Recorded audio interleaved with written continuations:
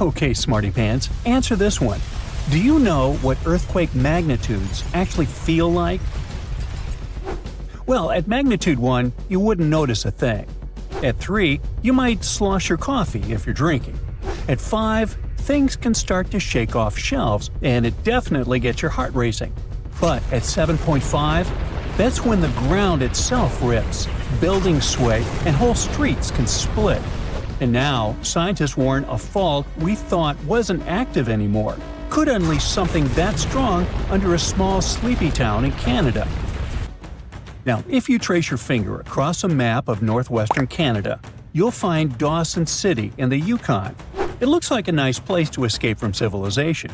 After all, it only has about 1,600 residents. It's quiet, remote, and famous for its gold rush past. In the late 1890s, Dawson City ballooned into a boomtown almost overnight as prospectors chased gold. Today, the rush is long gone, but the town still looks the part. Wooden boardwalks and saloon-style facades give it the feel of a set straight out of a Western movie. Oh, and beneath all of that is a fracture in the earth itself.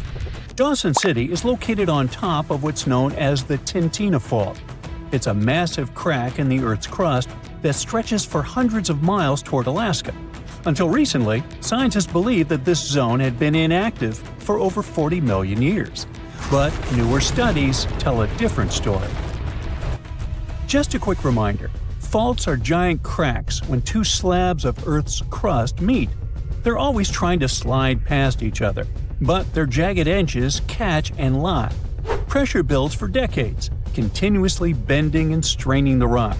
Then, suddenly, the locked zone breaks, and the slabs slip into a new position in just seconds. That abrupt lurch releases all the stored energy, sending seismic waves racing outward. The ground-shaking consequence is called an earthquake. Scientists say the ground on each side of Tintina has been trying to slide past itself for ages, but it's stuck. And now, that stuck zone has built up around 20 feet of strain. That's how far the land would shift sideways if it all gave at once. That's not just a small crack. That's straight up something from a disaster movie. If all that built-up tension snaps in one go, the result could be a magnitude 7.5 earthquake. How strong is that? Well, pretty strong. So, what happens during a big quake? The shaking can last up to 30 seconds or more, which is an eternity when the walls are swaying and the floor feels like it's rolling under your feet. If you're near the fault, things can get really scary. The ground doesn't just shake, it could take a big step sideways. This can lead to some renovations. Roads might get a new zigzag pattern, and unreinforced buildings could decide to do the twist. And if it happens in a Canadian winter, let's just say it could turn a simple power outage into a survival horror adventure. Being on soft soil is like sitting on wobbly jelly. It amplifies the shaking. Solid rock is a bit more stable. However, it's still dangerous. For example, in Mexico in 2003, a 7.5 quake damaged over 43,000 homes, buckled roads, and cut power for miles. In Sulawesi in 2018, the same magnitude not only leveled buildings, but triggered a tsunami and liquefaction. The whole neighborhood was swallowed as the ground turned to quicksand. Now here's something interesting. Most people don't think of Canada as an earthquake country, but it actually gets around 5,000 quakes a year. However, they're so small that you'd never feel them. The real hot spot is the West Coast, near British Columbia. That's where you hear people whisper about the infamous Big One. It refers to a future megathrust earthquake along the Cascadia subduction zone, a massive fault that runs for 600 miles just offshore. Unlike Tintina's sideways slip, Cascadia works by one tectonic plate shoving under another. For centuries, the North American plate has been bent upward like a spring as the Juan de Fuca plate has been diving below. When it finally snaps, that's a magnitude 9.0, more than 30 times stronger than a 7.5. We know it can happen because it already has. The last big one struck in 1700. It was so powerful, it didn't just shake the Pacific Northwest. It launched a tsunami across the ocean that smacked Japan, where villagers recorded an orphan wave with no local quake to explain it. Only later did scientists connect the dots. Now this brings us to the fact that despite all this, the size of the fault, the quiet buildup of strain, and the potential for a magnitude 7.5 earthquake, the Titina Fault isn't even listed on Canada's official seismic hazard map, at least for now. That means no warnings, no color-coded danger zones. And when a fault isn't on the map, nobody designs a building for it. There's no proper preparation. You don't build reinforced structures or have seismic codes, especially when people don't expect that the ground could split open. Now, to be honest, that's not someone's mistake. The fault just didn't show any signs of being active recently. And this part of Canada is really big, quiet, and doesn't have a lot of monitoring. Not until too long ago, people had thought of the Titina as just a geological oddity, something cool for looking at the past, but not really relevant for the future. For years, the Titina Fault flew under the radar, but that changed when researchers brought high-tech gear. They uncovered subtle but clear land shifts near Dawson City. They looked like scars on the landscape and pointed to past earthquakes, including one that pushed the land nearly 3,000 feet over millions of years. Now, interestingly, newer glacial features showed no signs of disruption, which means the last major quake probably happened right before the end of the last ice age. In geologic terms, that's pretty recent. When scientists lined up those land shifts with the ages of glaciers, the picture was clear. The Titina Fault isn't retired, it's just been on a really long coffee break, and now it's itching to clock back in. That's why researchers want it officially on Canada's seismic hazard map. Dawson City deserves more than a shrug emoji when the ground decides to stretch. The experts are basically playing detective with dirt. They're scanning forests and rivers for faint scars that past earthquakes tried to hide. They're digging trenches like archaeologists with a taste for chaos, flipping through the Earth's diary one muddy page at a time. Every crack, wrinkle, and layer adds to the story of when Titina last threw a tantrum and how loud the next one could be. It's pretty cool that satellites can literally track if one side of a valley is slowly creeping ahead of the other, like tectonic snail racing.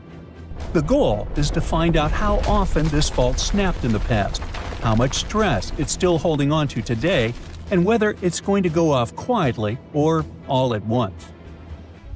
Finally, just because you know that plates are pushing against each other underneath, you still can't put a date on it. Long stretches of silence might mean the rocks are getting ready for something huge, or they could just be releasing stress in tiny ways that go unnoticed. Scientists can model possibilities, but no one has a countdown clock for the next rupture. The smartest mindset isn't prediction, it's preparation. You brace for the plausible, not the precise, because the Earth's schedule doesn't come with reminders. It turns out the Earth's crust is always fidgeting. It's just that our maps are a little behind on the gossip. A fault everyone thought was harmless might actually be sitting on a magnitude 7.5 size secret. But don't worry, this isn't a cue to panic. It's a cue to get smart. Better data, sturdier buildings, and a few just-in-case habits. When the ground finally decides to settle its debt, what really matters isn't whether Dawson City feels the shake. It's whether everyone's prepared enough to turn a potential disaster into just a real wild story to tell later. Hey, have you ever been in an earthquake? I have. Tell me your story in the comments. Imagine standing in a quiet northern town, surrounded by mountains and forests, when the ground beneath your feet suddenly shifts with the force of a freight train. That's not a movie scene. It's a very real possibility for the people living in Dawson City, Canada. Hidden beneath the tranquil Yukon landscape lies a geological giant, the Titina Fault. For more than 12,000 years, it has been silent, but new research suggests it might be ready to wake up in a spectacular and dangerous way.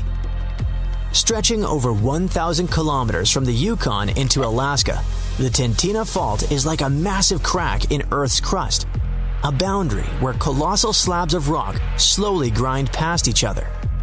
On the surface, it looks harmless, just rugged terrain, rivers, and forests. But deep underground, strain is quietly building, like a spring being wound tighter and tighter. Theron Findlay, a geologist from the University of Victoria, and his team decided to take a closer look at a section of this fault near Dawson City. This wasn't just a casual inspection. They used cutting-edge tools like high-resolution satellite images, aerial surveys, and LiDAR, a laser-based scanning method that can reveal subtle changes in the ground's shape. What they found was unsettling.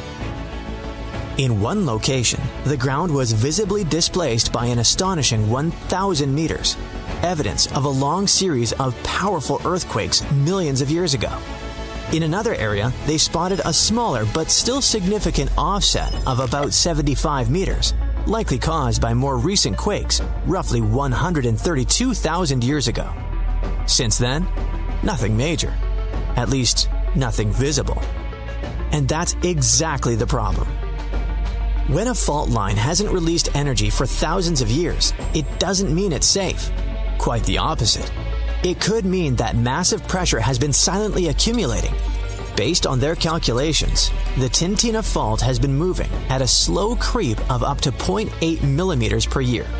Over 12,000 years, that adds up to a staggering 6 meters of potential movement waiting to be unleashed. If that strain were to suddenly break free, the resulting earthquake could be bigger than magnitude 7.5. For context, that's in the same league as some of the most destructive quakes in history, like the 1976 Tangshan earthquake in China, or the 2010 Haiti disaster.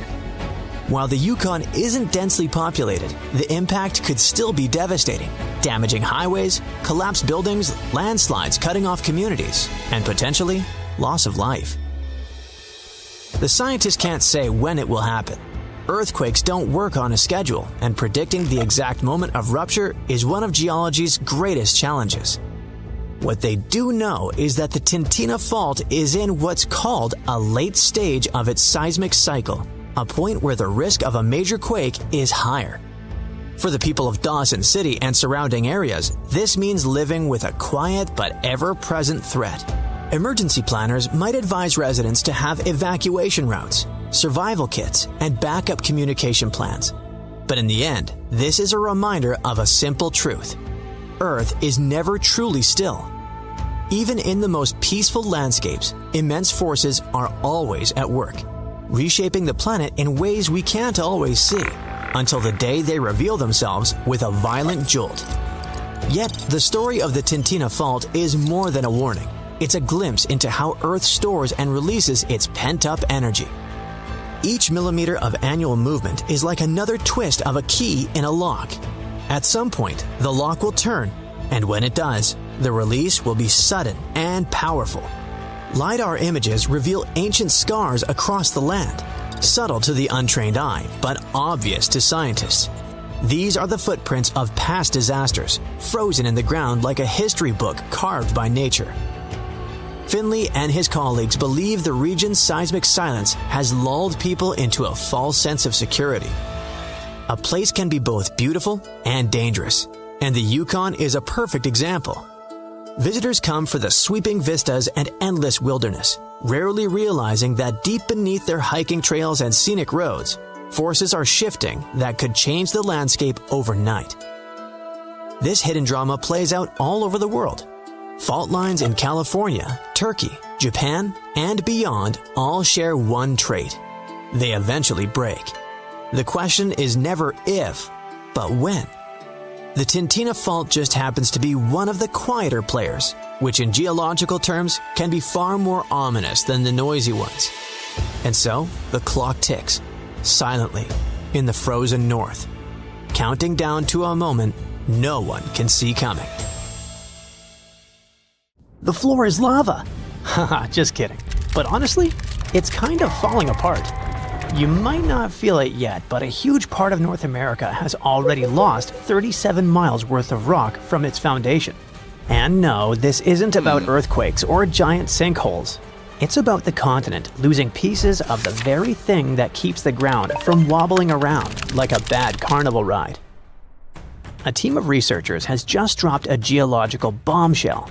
Part of North America's ground is thinning out like a very sad, very slow ice cream drip. How do they know? They basically gave Earth a high-tech full-body MRI and created 3D maps showing how rocks once considered indestructible are now melting away into the planet's guts, like an upside-down cheese pizza inside an oven. But to really understand this mess, you first have to meet my old friends, cratons. Cratons are like the roots of the continents.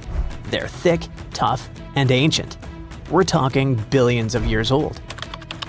These bad boys survived meteor impacts, supervolcanoes, and even the tectonic movement of plates. If the plates got into fistfights, for example, you can bet we would see mountain ranges being born. If they got a divorce, drifting apart from each other, then a whole new ocean would be born. All of these things leave scars on the surface of Earth, but the cratons seem to always remain unfazed, like the cockroaches of geology. And since a craton can basically get punched in the face and feel nothing, scientists always assumed these things were nearly indestructible. But then, a group of researchers took their fancy machines to the test and realized that, wait, the cratons are falling apart? How? Enter the Farallon Plate, a really ancient tectonic plate that started to slide under North America's major plate over 100 million years ago. This is a pretty normal process, actually. It's called subduction, and it's how Earth recycles rocks and keeps itself from overheating. This subduction thing has been happening for so long that, by now, the Farallon is almost 400 miles away from the craton, sitting pretty chill at the lower mantle, weirdly close to the outer core of our planet. But the Farallon has been causing trouble, like that one roommate who moved out but keeps leaving weird stuff in the fridge. You see, as it sinks, it tugs on the bottom of North America's foundation, stretching it out and causing pieces to fall off into the deep mantle. And if that wasn't enough drama, the sinking Farallon has also leaked water and carbon dioxide into the surrounding rocks, making the craton even softer and easier to shred apart. Thanks, Farallon. Very cool of you. By studying hundreds of earthquakes across thousands of monitoring stations, scientists have confirmed the story. Big chunks of continental material are dripping downward, thinning the craton by as much as 37 miles. That's more missing rocks than can fit into a milk carton. Sounds dramatic, right? But don't worry. This is happening at a snail's pace. It'll take millions of years for anything noticeable to happen. Your great-great-great-great few grandkids from the distant future might still be standing on solid ground. But don't get too comfy. This thing may not be an urgent problem, but there's another type of sinking that's happening faster than you can say, "Help." Here's the thing. By 2050, at least 32 major cities in the US, including New York, Baltimore, and Charleston, could be partially underwater. And guess what? This one is mostly our fault. Scientists noticed that since 2007, some cities have been sinking into the ground between 0.04 and 0.08 inches every year. Charleston, in South Carolina, is pulling ahead in the worst way possible, sinking 0.15 inches annually. Sure, these numbers sound tiny and a bit ridiculous, but Charleston is barely 9 feet above sea level, and a little sinking goes a long way when the ocean is breathing down your neck. On really bad flood days, people there have to abandon their cars and basically swim home. This whole phenomenon is called land subsidence, and when you mix sinking land with rising sea levels, you get a disaster cocktail of flooded streets, salty farmland, ghost forests, and a lot of very cranky homeowners. And it doesn't stop with just homes. Infrastructure like bridges, roads, airports, and power plants, all things we rely on daily, are also at risk of serious damage. Flooded electrical grids and sunken highways could cause billions more in economic losses and create major safety hazards for communities. Now, let's be fair. Not everything is humanity's fault. Some of this trouble dates all the way back to the Ice Age. About 12,000 years ago, massive ice sheets covered the northern US. They were heavy, like seriously heavy. The weight pushed the land down, and when the ice melted, the ground didn't just pop back up like a trampoline. Instead, it started playing a weird game of geological seesaw. The places that were squished started rising, and the places that weren't got pulled down. This whole process, called glacial isostatic adjustment, try to say that 3 times fast. But of course, humans found a way to make it worse. Groundwater extraction is a major culprit. Think of it like pulling the stuff out of the mattress. After a while, the whole thing just sags. In places like California's Central Valley, the land is dropping by up to 8 inches a year because we keep pumping out water during droughts. In cities like New York, the problem isn't just water. Skyscrapers themselves are making it worse. Yep, turns out if you stack millions of tons of concrete and steel onto soft ground, it tends to flatten. And in case you're wondering, the total mass of New York City's buildings is around 1.68 trillion pounds. That's about the same as 3.5 million statues of liberty piled up. With so much weight concentrated over a relatively small area, the underlying soils have no choice but to compress over time. And if you thought it couldn't get messier, think again. We've been building dams, which stop rivers from delivering fresh sediment to coastal areas. That sediment is kind of like Mother Nature's way of fluffing the ground back up. Without it, coastal lands are compacting like an old sponge. Plus, when wetlands are drained for agriculture or construction, the peaty soil dries out and collapses. Honestly, it's like the ground just can't catch a break. Scientists also noticed that the areas that used to be lush wetlands are now among the fastest sinking spots in the country, especially along the Gulf Coast. Louisiana, for example, is losing about a football field of land because of this mix of subsidence and rising seas. So what's the end game here for us regular people who just want to live above sea level? Well, it's not looking great.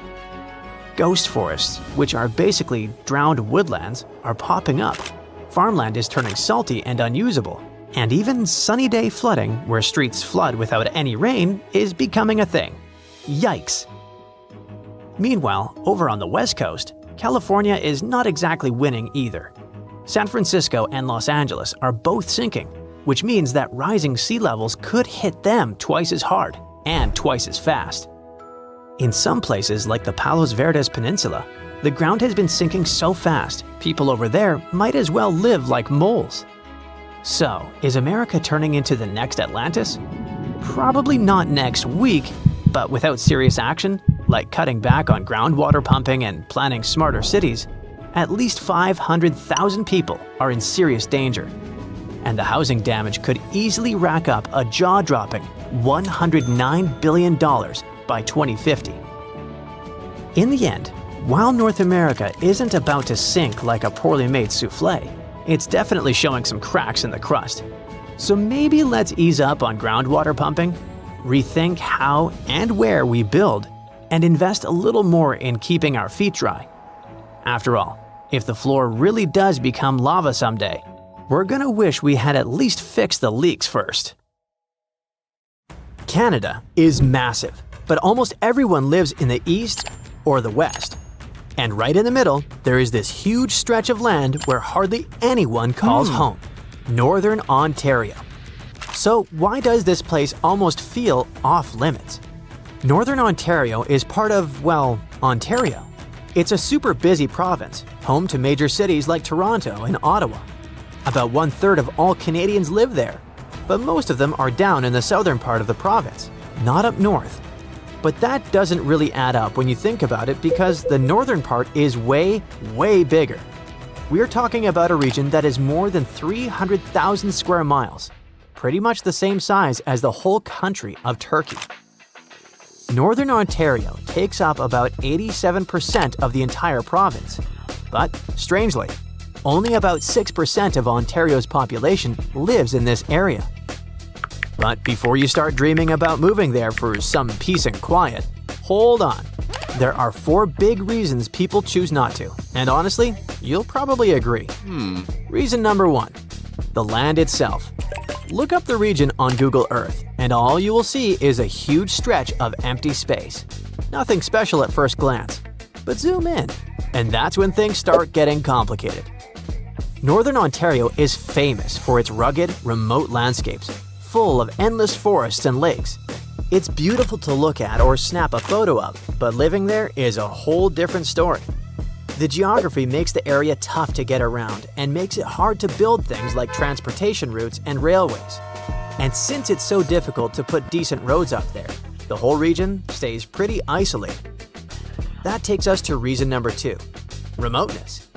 You might think that, being in the center of the country, it could serve as a great link between the eastern and western parts of Canada. But in reality, that's not how it works, and the region is very far from Canada's major cities.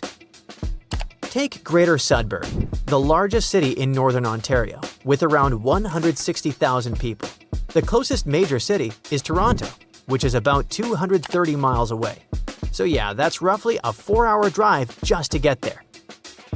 If you're planning a holiday weekend in a big, dynamic city, a 4-hour drive sounds like a fun road trip. But if you need to go for a dental appointment or sort out paperwork, that distance suddenly feels endless, not to mention the cost. Unfortunately, that's how life is for many people up there. Residents of Northern Ontario don't have easy access to opportunities or services. With so few people scattered across such a huge area, the region doesn't have enough facilities, infrastructure, or easy access to essential services like healthcare and education.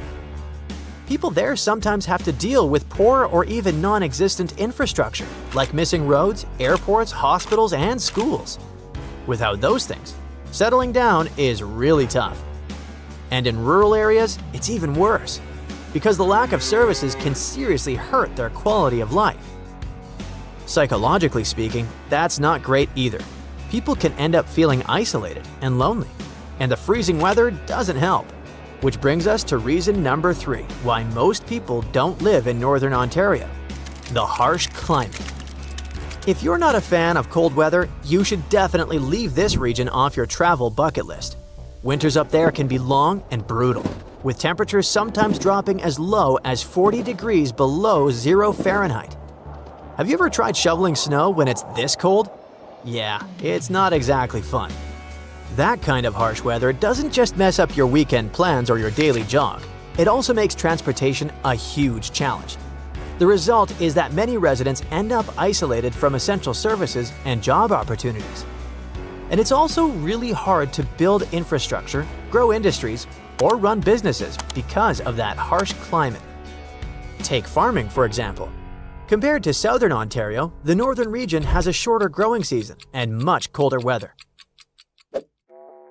Although crops like oats, potatoes, and green beans can handle the cold, the climate usually limits the variety of things that can be grown. That's why most farms are concentrated in the southern part of the province, and in other parts of the country, like the prairies and Quebec. Anyway, that's just one example of how the climate makes it tough for people to build a strong foundation to support themselves. And that's exactly the 4th reason why Northern Ontario is so empty: the economy. It's not that there aren't any jobs available. In fact, there are plenty. In 2023, the northern part of Ontario had some of the highest job vacancy rates in the country. So unlike in many parts of the world, it's a place where they have tons of jobs available, but no people to fill them. One reason people don't take those jobs is that many of them are older. Just look at Elliott Lake, for example. 42% of the people living in the city are over 65 years old. That's the 3rd highest concentration of older adults anywhere in Canada. But it's not all that different in the rest of the region either.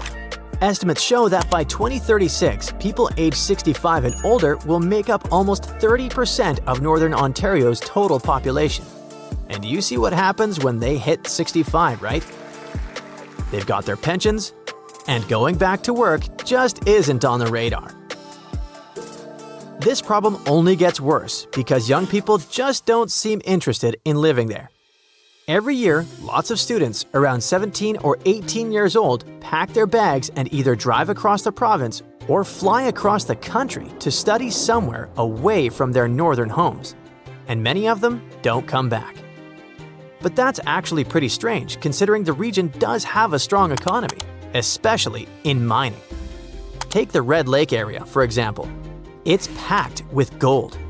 In fact, it's home to one of the richest gold deposits in the world and has already turned out over 30 million ounces of the metal. That's definitely helped Canada stay ranked among the top 5 gold-producing countries in the world. Then, there's this region, known as the Ring of Fire. It's centered around McFaulds Lake in the Kenora district and covers about 1,900 square miles. It's rich in valuable minerals like chromite, cobalt, nickel, copper, and platinum. These days, Northern Ontario's mining industry is making a big comeback and attracting new investments. That's happening because the world is suddenly desperately looking for critical minerals.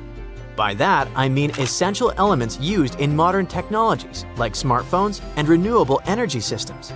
Minerals like cobalt, nickel, and copper are especially important for making the batteries that power electric cars, for example. So, right now, it seems like the whole mining scene in the region is doing pretty well. But the industry has gone through plenty of ups and downs, with fluctuations and periods of decline. And that, combined with the possible lack of variety and jobs outside the mining industry, means people are more likely to leave the region in search of better opportunities.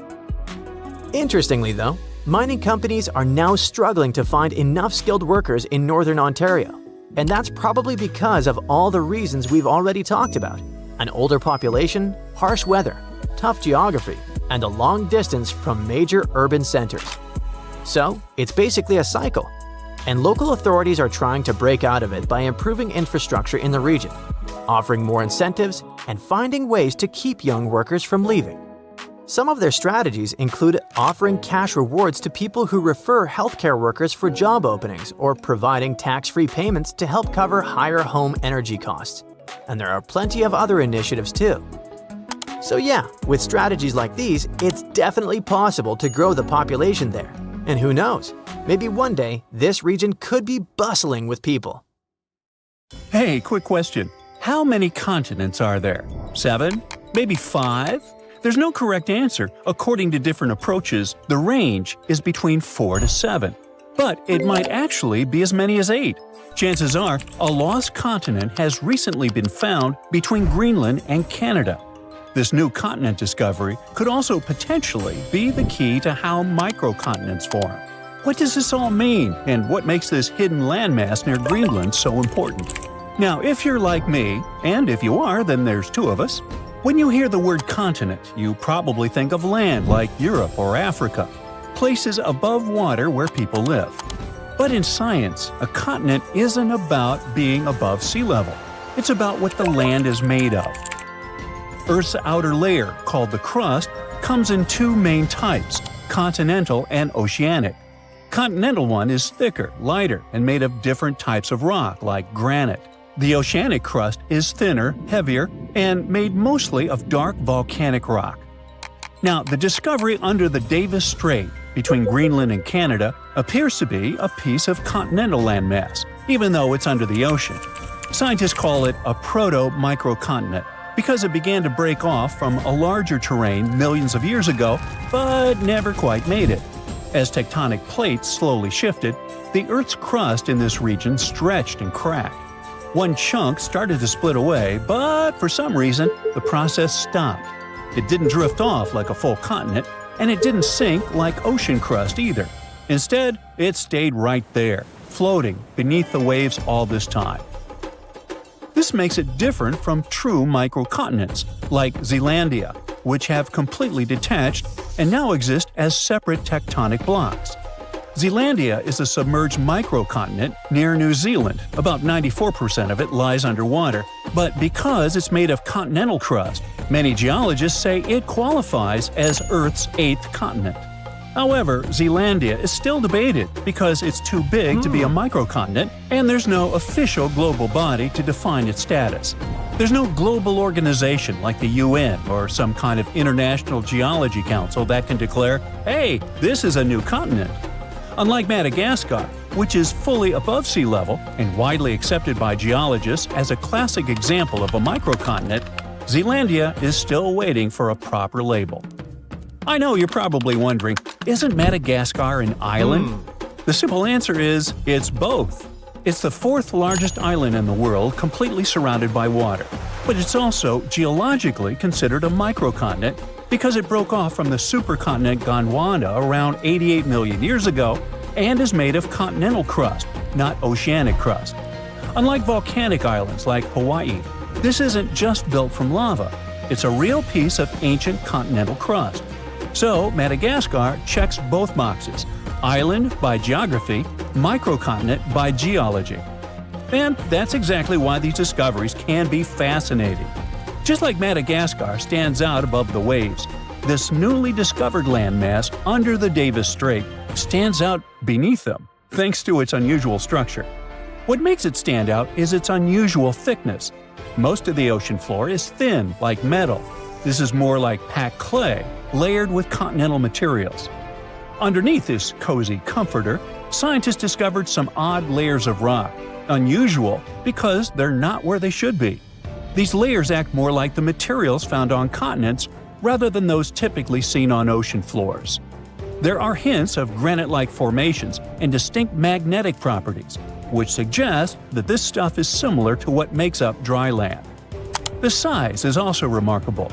The proto-microcontinent is about 12 to 15 miles across, which makes it roughly the size of a mid-sized city, like Manhattan Island that's 6,500 feet underwater. The fact that it sits right under the Davis Strait, one of the widest ocean passages on Earth, makes it one of the largest submerged continental fragments we've found. According to researchers, this landmass began to form between 58 and 49 million years ago, when Greenland and Canada were slowly drifting apart. Maybe they just weren't getting along. Hey, it happens. As they pulled apart, the crust under the Davis Strait stretched, and one of the main fault lines shifted. But the breakup didn't finish. Around 48 million years ago, the rifting stalled and Greenland's motion away from Canada slowed dramatically when it later bumped into Ellesmere Island. It's like a car swerving off and then back onto the freeway, a turn that was never completed. That's basically what happened. A chunk of land got stuck between the motion. It didn't float off into the ocean like a new continent, and it didn't get pulled down into the earth either. It just stayed where it was, stranded beneath the water. But that's not all. This chunk has its own fault system, and scientists say it actually looks like a miniature version of the San Andreas Fault in California. Now, a fault is basically a crack in the Earth's crust where sections of rock slide past each other. Think of it as a place where the Earth's surface split and tried to slide sideways. In California, this movement still happens today and can cause earthquakes. But under the Davis Strait, it's a different story. The movement started, then suddenly stopped, like hitting pause in the middle of a big shift. It's a frozen moment in the planet's past, preserved right beneath the waves. For geologists, that makes the microcontinent under Davis Strait incredibly valuable. That sudden pause in motion helps explain why some chunks of land break away cleanly, while others twist, stall, or disappear. But this isn't just academic. By studying how continents break apart or stall, scientists can better predict future shifts in land, fault lines, and seismic activity. And predicting earthquakes and geological hazards could prove quite valuable to everyone. Knowing how microcontinents form could help us anticipate how the planet's surface might shift over millions of years, which affects everything from climate models to resource availability. But even just the technological advancement needed for such discoveries is greatly beneficial. The same tools used to map this hidden land are used for oil exploration, laying undersea cables, climate monitoring, and even search and rescue missions. Speaking of technology, for a long time, this hidden landmass near Greenland remained invisible. Just 10 or 15 years ago, the ocean floor under the Davis Strait was basically a mystery. It's deep, almost frozen, obviously not the easiest place to explore. But today, thanks to modern tools, a new continent discovery could be just a matter of time. Scientists can finally see and hear what's going on under all that water. First, they use seismic reflection imaging. That's a method where ships send sound waves down to the ocean floor and record how they bounce back. Various layers of rock reflect sounds in different ways, which helps build a picture of what's hidden underneath. It's kind of like how bats use echoes to see in the dark.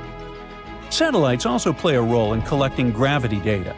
This may sound strange, but different types of rocks have slightly different weights. Heavier rocks create stronger gravitational pull, and satellites can measure those tiny differences. Another tool commonly used for these explorations is underwater sensors, which sit quietly on the seafloor and listen for natural vibrations, like mini earthquakes or shifts in rock. These vibrations help scientists figure out what the crust is made of and how thick it is.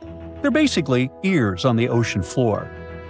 They also most likely used AUVs, or autonomous underwater vehicles, basically robot submarines that can scan the seafloor in high resolution even under thick ice. In any case, scientists are very excited because this new continent discovery is more than just a geological surprise. It's what they call a natural laboratory. The study of the microcontinent Davis Strait offers a rare opportunity to understand how microcontinents form, evolve, and sometimes fail to fully separate. It also reminds us that Earth's crust isn't as neatly divided as we once thought. Beneath the ocean, there may be other hidden landmasses near Greenland or elsewhere, almost continents just waiting to be found. This lost continent of Canada may not have made it as a fully fledged landmass, but its discovery is already reshaping how we view plate tectonics. And thanks to advances in technology, places we once ignored are now offering up secrets about the planet's deep past, and maybe even its future. Consider South America and Africa. Don't they kind of look like they fit together, like puzzle pieces? Well, they actually did. But about 130 million years ago, South America was like, bye, and slowly started drifting away. These days, it's around 1,800 miles from Africa, and it's still on the move. Every year, the continent shifts a little more toward the Pacific Ocean. So, how's that even happening? Tectonic plates are constantly moving. That's what makes the Earth's surface shift over time, going from this to what we see today. But those movements happen so slowly that you and I can't see them go. So, no, Brazilians or Chileans aren't out there feeling their continent inching westward. But the numbers don't lie.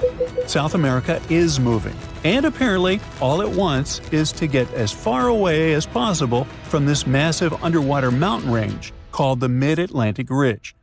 But what exactly is pushing the land toward the Pacific Ocean? It is the heat inside our planet. Way down beneath the ocean, there are cracks in the Earth's crust, and magma, super hot melted rock, rises up through those cracks. When that happens, the magma cools and hardens into solid rock. Over time, this process might build underwater mountains, like the Mid-Atlantic Ridge. And as more new crust forms, it begins to push the older crust out of the way. In the process, tectonic plates and the continents riding on top of them get pushed along. Now, on the other side of South America, over by the Pacific, there is the Nazca Plate. It's heavier and it's moving eastward. Since it is denser, it is sliding underneath the South American Plate. This entire process is called subduction, and it's happening at a rate of about 3 inches per year. By the way, the collision between these two plates is what's behind all those breathtaking volcanoes scattered throughout the Andes, and it's also making the continent move.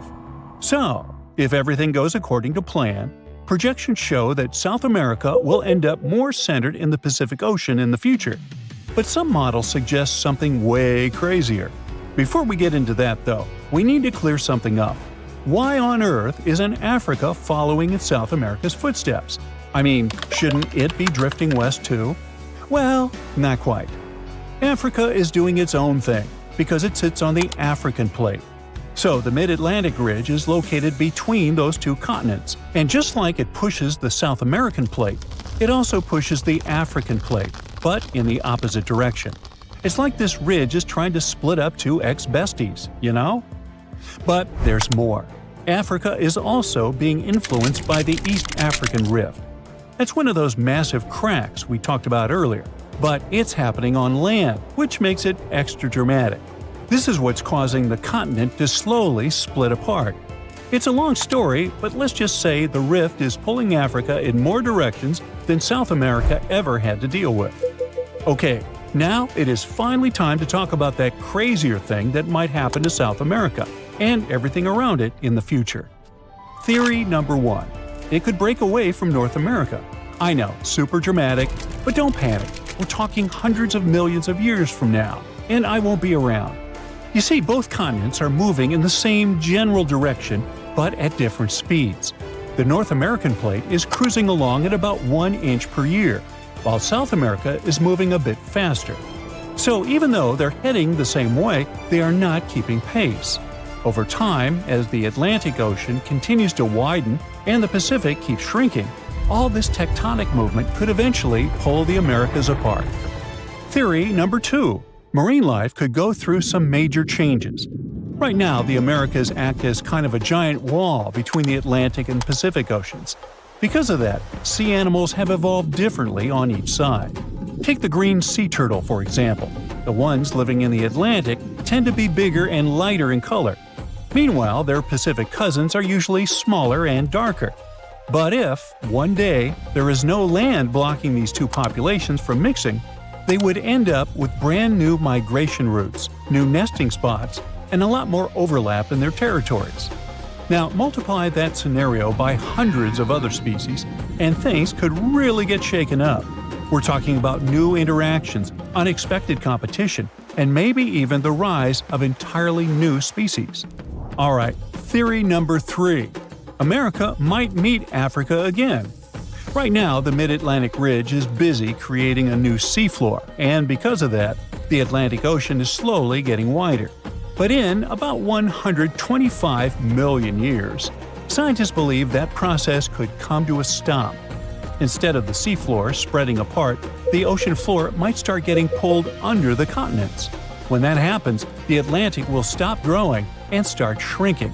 And the water section between South America and Africa is likely to be the first part pulled beneath the land. That means the Americas and Africa could meet again. And when that happens, border countries could turn into super shaky places, with earthquakes happening all the time and brand new volcanoes popping up left and right. The eastern United States would no longer be known for the peaceful green slopes of the Appalachians, but for snow-covered giants that occasionally spew lava and ash, more like the Cascade Range out west. Countries would end up with totally new neighbors. Brazil might line up with Nigeria and Cameroon. Uruguay could be sitting right next to Angola. And Argentina might be sharing a border with South Africa. So if these two continents really do merge, how intense would that be? Well, for starters, this new supercontinent would instantly become the biggest one on Earth, about 1.5 times the size of Asia. And chances are, a brand new mountain range would form right where the continents meet, creating a natural border between nations. Being part of the same massive continent could make a lot of things way easier. For one, tourism could totally take off. People traveling between countries by land without needing pricey plane tickets could be a game changer. But it wouldn't stop there. Other types of economic activity could get a major boost too. Now on one side we have South America, which already produces and sells a wide variety of foods, from wheat to bananas, beef, cocoa, soybeans, hey, you name it. On the other side, there is Africa, exporting things like textiles and clothing. That alone would make them a super powerful bloc when it comes to trading raw goods. But can you name another important thing these two continents have in common? Yep, petroleum. Countries in South America, like Brazil, Venezuela, and Colombia, are major oil exporters. And over in Africa, you've got Nigeria, Algeria, and Libya doing the same. Now, can you see just how powerful that kind of union could be? Meanwhile, let's talk about animals.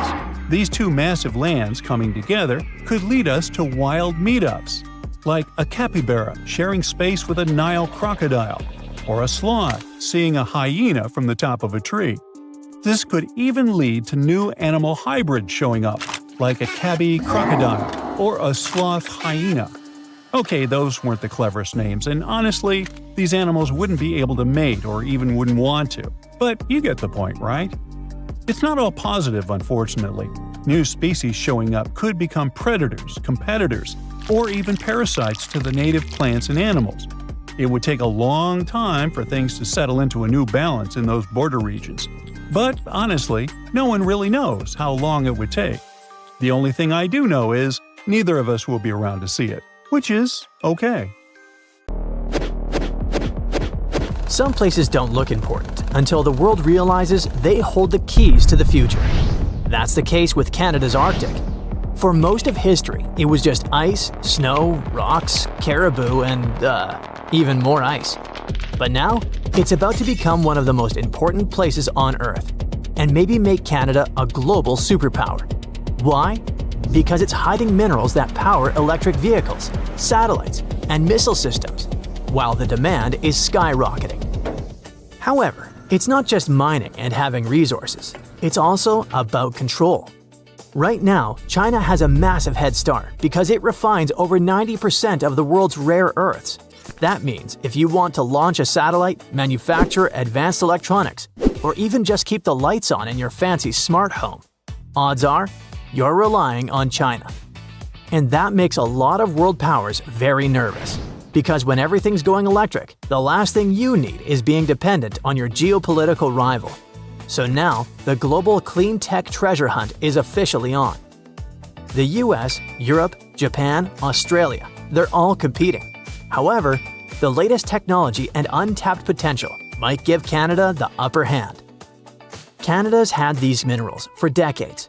But with low prices, tough terrain, and no global rush, they mostly stayed untouched. However, Ottawa is finally stepping up its game. Back in 2022, Canada rolled out the Critical Minerals Strategy with billions in funding and tax perks to get companies digging. There's also plans to build the necessary roads, ports, and power lines to tap into those remote deposits up north. Canada already produces more than 60 minerals and metals, but 31 of them are now considered critical. 6 of those are having VIP treatment: lithium, graphite, nickel, cobalt, copper, and rare earth elements. But digging it up is just step 1. The real plan? Keep it local. Melt that frozen treasure into shiny new batteries right at home. That means not just mines, but also refineries, processing centers, and high-tech factories popping up where there used to be nothing but snowdrifts and silence. While others are talking, Canada's busy paving roads and stringing power lines. Slowly but surely, they're turning snowfields into a high-tech playground. Getting to all that buried treasure used to be nearly impossible. After all, we're talking about land so remote that roads literally stop hundreds of miles too early. The ground is frozen solid for most of the year. And even if you found something valuable, just getting out was a logistical nightmare. So what changed? Canada has an ace up its sleeve. Don't know about you, but I use it mainly for making memes and music. But geologists? They're scanning the Arctic like it's Minecraft with X-ray vision. Instead of drilling blind, they're using decades-old core samples, plugging them into AI, and getting shockingly accurate predictions about what's underground. It's like upgrading from a pirate's treasure map to a GPS that actually says, "Dig here." Companies like Geologic AI and Cobalt Metals are already doing this, pouring data into AI and getting X marks the spot hits for nickel, cobalt, and rare earths. In the Northwest Territories, Canada is running a pilot lab that uses AI and digital scanning to reanalyze decades-old rock samples. The goal is to spot hidden mineral deposits that old methods might have missed without digging a single new hole. All that sounds great, but maybe I made it sound simpler than it is. Digging up the Arctic is a logistical nightmare. For starters, this isn't just a remote patch of land. The Canadian Arctic is huge. Almost half the country, stretching over Yukon, the Northwest Territories, and Nunavut. We're talking about a region larger than India, with fewer people than a small city. Most of it is permafrost, wilderness, or ice-covered islands scattered across the Arctic archipelago. Temperatures go from barely 50 degrees Fahrenheit during summer to negative 40 degrees Fahrenheit or colder, with ground that stays frozen for most of the year. Fun fact, did you know that negative 40 degrees happens to be the same as negative 40 degrees Celsius? It's the one temperature where both scales intersect. They climb at different rates, but eventually cross paths when it gets cold enough. Just a small trivia nugget for weather nerds like me. Anyways, You can't just roll in a truck and break ground in the Arctic. Up there, roads just stop. Want to build something? It can take years, and one nasty winter can put everything on ice. And if you want to continue up north, you need more of everything. More food, more fuel, more machines, which means even more money. Speaking of money, another chilling fact is how much this all costs. Mining in the far north is way more expensive than doing it in, say, Australia or Chile. An AI might tell you where the minerals are, but people and big machines still have to dig, and that costs a fortune. But that's not all. Most of the Canadian North is Indigenous land.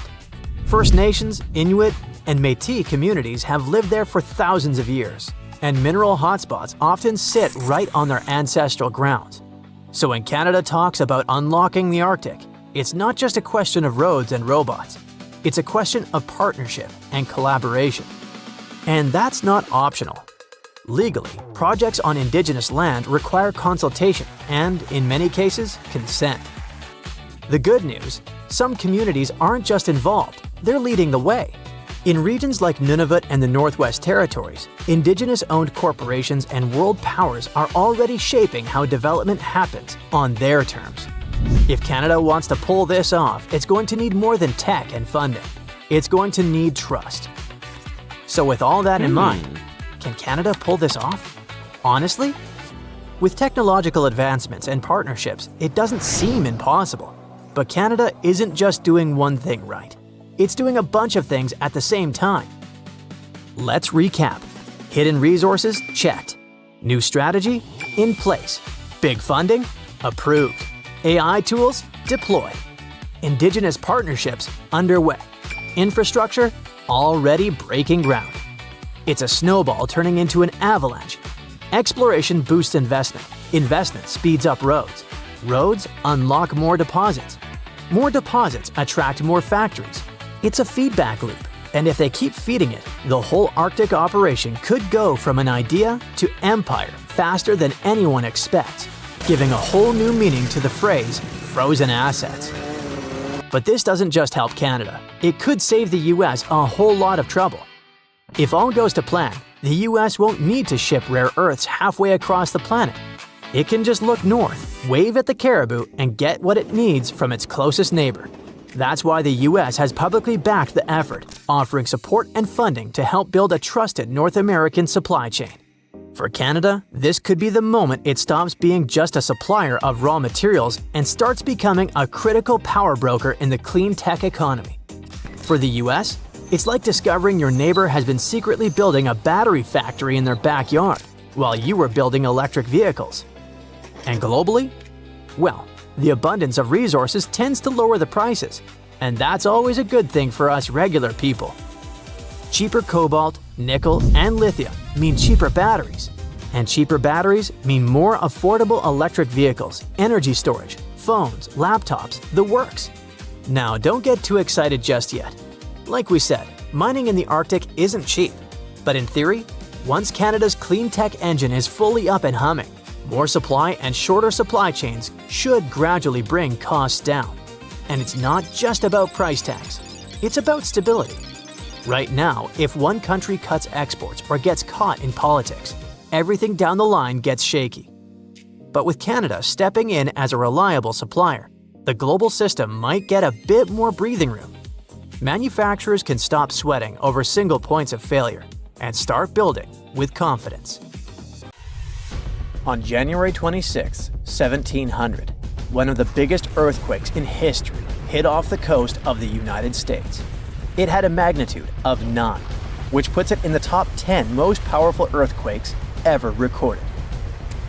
This earthquake triggered a huge tsunami and changed the coastline all the way from southern British Columbia down to northern California forever. Back then, the area wasn't very populated, but thanks to some clever research, scientists figured out exactly what happened that day by looking at old geological records, tree rings, and even some history from Japan. On the same day as the earthquake, a massive tsunami also hit Japan's eastern coast. For a long time, no one connected the two, but in the 1980s and 90s, researchers realized the tsunami in Japan had been caused by the earthquake in the Pacific Northwest. They were also able to pinpoint the exact day, January 26, 1700. They even found old trees in coastal Washington that had all perished around the winter of 1700, which matched up perfectly with the timing of the earthquake. The earthquake came from the Cascadia subduction zone, a fault where the Juan de Fuca plate slides under the North American plate. This fault stretches about 700 miles, from northern Vancouver Island in British Columbia to Cape Mendocino in California. The pressure from the moving plates builds up over time, and eventually, another big, devastating earthquake will hit the same region. It's just a matter of time.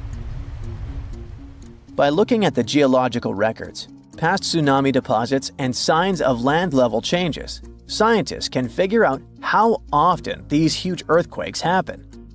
Emergency planners have been preparing for the next big quake, often calling it the big one. Scientists believe earthquakes in the Cascadia subduction zone happen every 200 to 1,000 years. And since the last major one was over 300 years ago, the Pacific Northwest is definitely due for another. When it happens, the earthquake is expected to be as big as the one from 1700. But this time, it'll affect around 15 million people. The devastation will be severe. Buildings will collapse, roads and runways will crack, and bridges will fall. Communication in and out of the area will be cut off. But the worst part? The earthquake will trigger a massive tsunami that might hit parts of the Washington coast in as little as 10 minutes. It's not a matter of if, but when the Cascadia subduction zone will break. When it happens, it will be the worst disaster the US has ever faced. Worse than the Hurricane Katrina or Superstorm Sandy. It'll impact an enormous area, stretching from southern British Columbia all the way down through Oregon to northern California. That means millions and millions of people will be affected. Fairchild is considered a backup staging area for handling the aftermath of the earthquake, with Grant County International Airport in Moses Lake being the main one. For those who will survive the initial quake and tsunami, the aftermath could be just as disastrous. Aftershocks will follow, and transportation will be a mess. Roads will be damaged or completely blocked, airports will shut down, and most of the main routes, like Interstate 5, will have bridges destroyed. This means food and water supplies will be cut off, and it will be incredibly difficult for help to get in or for people to escape. Gas pipelines will most likely be damaged too, and restoring them could take anywhere from a few days inland to weeks or even months along the coast. Power outages will be widespread within 100 miles of the coast throughout the entire Pacific Northwest. And water could be out for 3 to 7 months. Even telecommunications will be down for 2 to 3 months across the Pacific Northwest, Alaska, and even parts of East Asia. The good news for eastern Washington is that it will mostly avoid the worst of it, thanks to natural barriers between the west and east sides of the state. The tsunami may hit the Columbia River Gorge, but it will lose energy quickly because of a sandbar under the river. The Cascade Mountains will absorb much of the earthquake's impact, so the east side won't feel it as strongly. And since eastern Washington won't get hit as hard, it'll be up to them to handle the aftermath of the quake. That means helping western Washington, taking in refugees from the areas that got destroyed, and delivering supplies to where they're needed. Scientists have looked at other major 8.0 to 9.0 magnitude earthquakes like the ones in Chile in 1960, Alaska in 1964, and Sumatra in 2004, and Japan in 2011. These kinds of quakes can shake the ground for anywhere between 6 to 10 minutes, and that's a long time for the ground to be shaking. Such quakes are super intense because they happen close to Earth's surface, so it's not just a quick shake. It's a long, strong one that can cause a lot of damage. If the Cascadia earthquake and tsunami were to hit tomorrow, over 13,800 people could lose their lives, and about 107,000 people could be injured. The economic toll in Washington, Oregon, and California could top $70 billion. To put that into perspective, We can compare these numbers with some other major earthquakes. In Chile's 1960 earthquake, about 1,650 people lost their lives. The 1964 Alaska quake resulted in around 140 lives lost. The 2004 Sumatra earthquake and tsunami took the lives of an estimated 280,000 people. And the 2011 Japan earthquake and tsunami caused over 20,000 casualties. Authorities know about the dangers of the Cascadia Fault, but even with all the planning, no one can say for sure what will be needed when the big quake hits. Right after the earthquake and tsunami, the areas outside the immediate disaster zone won't be able to help much because roads and airports will be destroyed, and resources will be limited. How can we deal with this kind of disaster and its effects? We don't have all the answers yet. Right now, let's focus on the Cascadia subduction zone. It's a huge fault line that stretches about 620 miles from Vancouver Island to Cape Mendocino in California, sitting about 93 miles off the coast. It's like one tectonic plate is slowly sliding under another. When the plates are close to the surface, about 18 miles deep or less, they get stuck because of friction, kind of like pushing two rocks together. Over time, this creates a lot of pressure. When the pressure finally becomes too much, the plates slip, causing a massive earthquake. This is called a megathrust earthquake, and it can be huge. Below the area where the plates are stuck, there's a zone where the plates move really slowly. We're talking about just a few inches every few months. This slow movement helps to release some of the pressure, but it also builds up more pressure on the parts of the fault that are still stuck. This means that over time, it increases the chances of a huge earthquake happening. These massive quakes, called Great Subduction Zone earthquakes, can be stronger than magnitude 8.5. Megathrust earthquakes are the biggest earthquakes that happen. They can go over a magnitude of 9.0, which is insanely powerful. Just to put it in perspective, a magnitude 9.0 earthquake releases 1,000 times more energy than a 7.0 and 1,000,000 times more energy than a 5.0. These earthquakes happen when a lot of pressure builds up in a part of the fault that's locked, which means the plate can't move past each other. When that pressure gets too high, the fault finally ruptures, releasing all that built-up energy in one massive shake. The Cascadia subduction zone is super long. That's why if it were to rupture all at once, it could produce a large earthquake. Scientists have studied this region and found that about 18 miles below the surface, the fault is completely locked. The plates there aren't sliding past each other. But deeper down, the plates start to slide more smoothly, causing less friction. This is important because it tells us how much stress is building up in that locked zone, and how it could eventually lead to a major earthquake. At first, researchers thought their cameras were glitching. It was the only possible thing that could explain the weird view in front of them. Scalding water was blasting upward while cool methane was fizzing out right beside it. Such a combo wasn't supposed to even exist, but it did. Scientists were exploring the ocean floor near Papua New Guinea when they stumbled across a weird deep-sea hotspot. It wasn't like any other hotspot. There, super hot and cool methane-packed gas were bubbling out almost side by side. This almost never happens in nature, so the researchers were pretty shocked.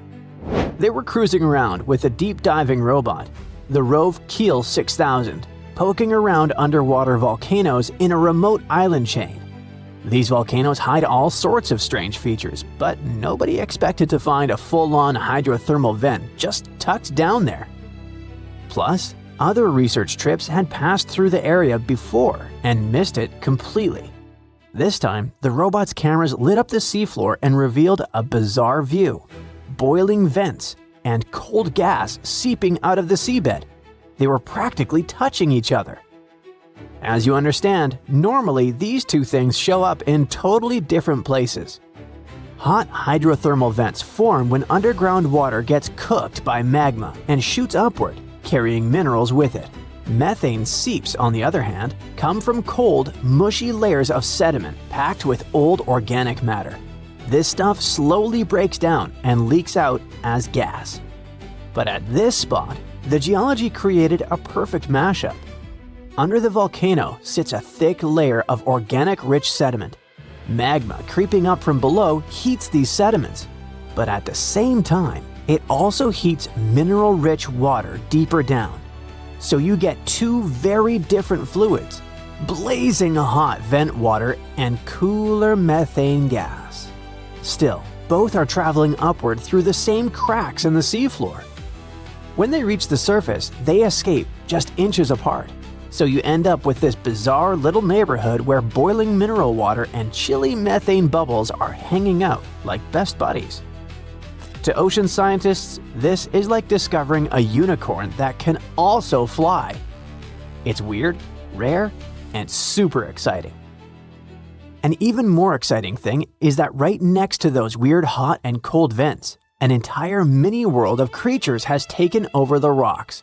The place is packed with huge clusters of deep-sea mussels, long tube worms, little shrimp and amphipods crawling everywhere, and even bright purple sea cucumbers sitting out in the open. The animals are so crowded together that it's hard to even see the rock underneath. Scientists are pretty sure some of these creatures are totally new to science, but they need a special trip just to identify everything living there. The strange mix of hot fluids and methane-heavy gas also changes the rocks themselves. The methane down there is super concentrated, while hot water coming from deeper inside the volcano brings chemicals with it. Together, they create unusual reactions underground. Because of this, metals like gold and silver have built up in the rocks, along with elements like arsenic, antimony, and mercury. It's like a chemical time capsule. The rocks show signs of an older, super hot phase when precious metals were forming. Today, the vents are cooler, but still active. Now, even though this deep sea area is rare and full of life, it isn't safe. Mining already happens nearby, and waste from the huge gold mine on Lahir gets dumped into the ocean. On top of that, companies have licenses to explore the seafloor for minerals and gas. All of this puts the fragile vent community in danger because many of the animals here can only survive in these exact conditions. So scientists are urging for more research and strong protection plans before this one-of-a-kind ecosystem is damaged beyond repair. This underwater treasure needs to be saved before industry wipes it out. This discovery, though, isn't the only unique ecosystem we've ever found. In January 2025, a gigantic iceberg named A84, roughly the size of Chicago, cracked off Antarctica's George VI ice shelf. This ice shelf is enormous on its own, stretching about 280 miles from end to end and about 820 feet thick. During the Antarctic summer, which is November through late February, the top of the ice shelf melts and forms long, skinny pools called ribbon lakes. They got that name because they really do look like giant icy ribbons stretched across the surface. Once A84 broke free and drifted off, it exposed part of the seafloor that had been sealed away under the ice for who knows how long. It was a place absolutely nobody had seen before. A research team aboard the ship Falkor 2 happened to be in the Bellingshausen Sea at the time. As soon as they got word about the iceberg breaking loose, they ditched their original plan. This was basically the deep-sea version of flipping over a huge rock in the woods just to see what's living underneath it. For 8 days, the scientists sent down their underwater robot, Sebastian, and explored depths of more than 4,200 feet. Down in that freezing darkness, they discovered a hidden ecosystem packed with life. Huge corals and sponges formed underwater neighborhoods that were absolutely crawling with creatures. They were not just barely alive, they were thriving. So yeah, the scientists expected to find something down there, but they definitely didn't hope to spot a full-on underwater city of ancient life. There were sea anemones that looked like tiny fluffy trees, sea spiders marching around like creatures from other planets, ice fish, octopuses, and a whole mix of other animals. The entire expedition was live-streamed to researchers around the world. By the way, the recordings are still publicly available if you're interested. Even cooler, the researchers think some of the creatures they saw might actually be brand new species. That's right, genuinely new species in Antarctica in 2025. A few might live only in this one area, and that makes sense because Antarctica is basically its own isolated planet. It's surrounded by the Antarctic Circumpolar Current, which acts like a giant watery moat that has kept the continent cut off from the rest of the world for millions of years. But even if the new species ended up being known ones, the scientists still found some extremely rare animals, like tiny snails, bristly worms, aka polychaetes, little crustaceans, and even the mysterious phantom jellyfish, which already looks like something from outer space. The scientific name for the phantom jelly is Stygiomedusa gigantea, but no one really needs that mouthful, so giant phantom jelly is fine. This thing is massive. Its bell, the umbrella-shaped top, can be more than 3 feet wide. It also has 4 long ribbon-like arms that can stretch up to 33 feet. That's the length of a school bus. Actually, the first one was collected in 1899, but scientists didn't even realize it was a completely new kind of jellyfish until 60 years later. Its body is mostly see-through with a ghostly purple tint, and instead of normal tentacles, it uses those big flowing arms to grab prey and feed itself. Even though jellyfish don't have brains, the way this giant phantom jelly moved caught scientists off guard. It seemed to steer its long arms with surprising control, especially when it drifted through tight spaces near the seafloor. It looked cautious and almost intentional, which is kinda unsettling. Another maybe kinda sorta smart creature lurking in the dark ocean? Great. The researchers also found bristleworms. Officially, they're called polychaetes, but bristleworms sounds way more fun. These worms are common in cold, deep oceans and come in tons of shapes and sizes. Their bodies are made of segments lined with tiny bristles that help them crawl, sense the environment, and defend themselves.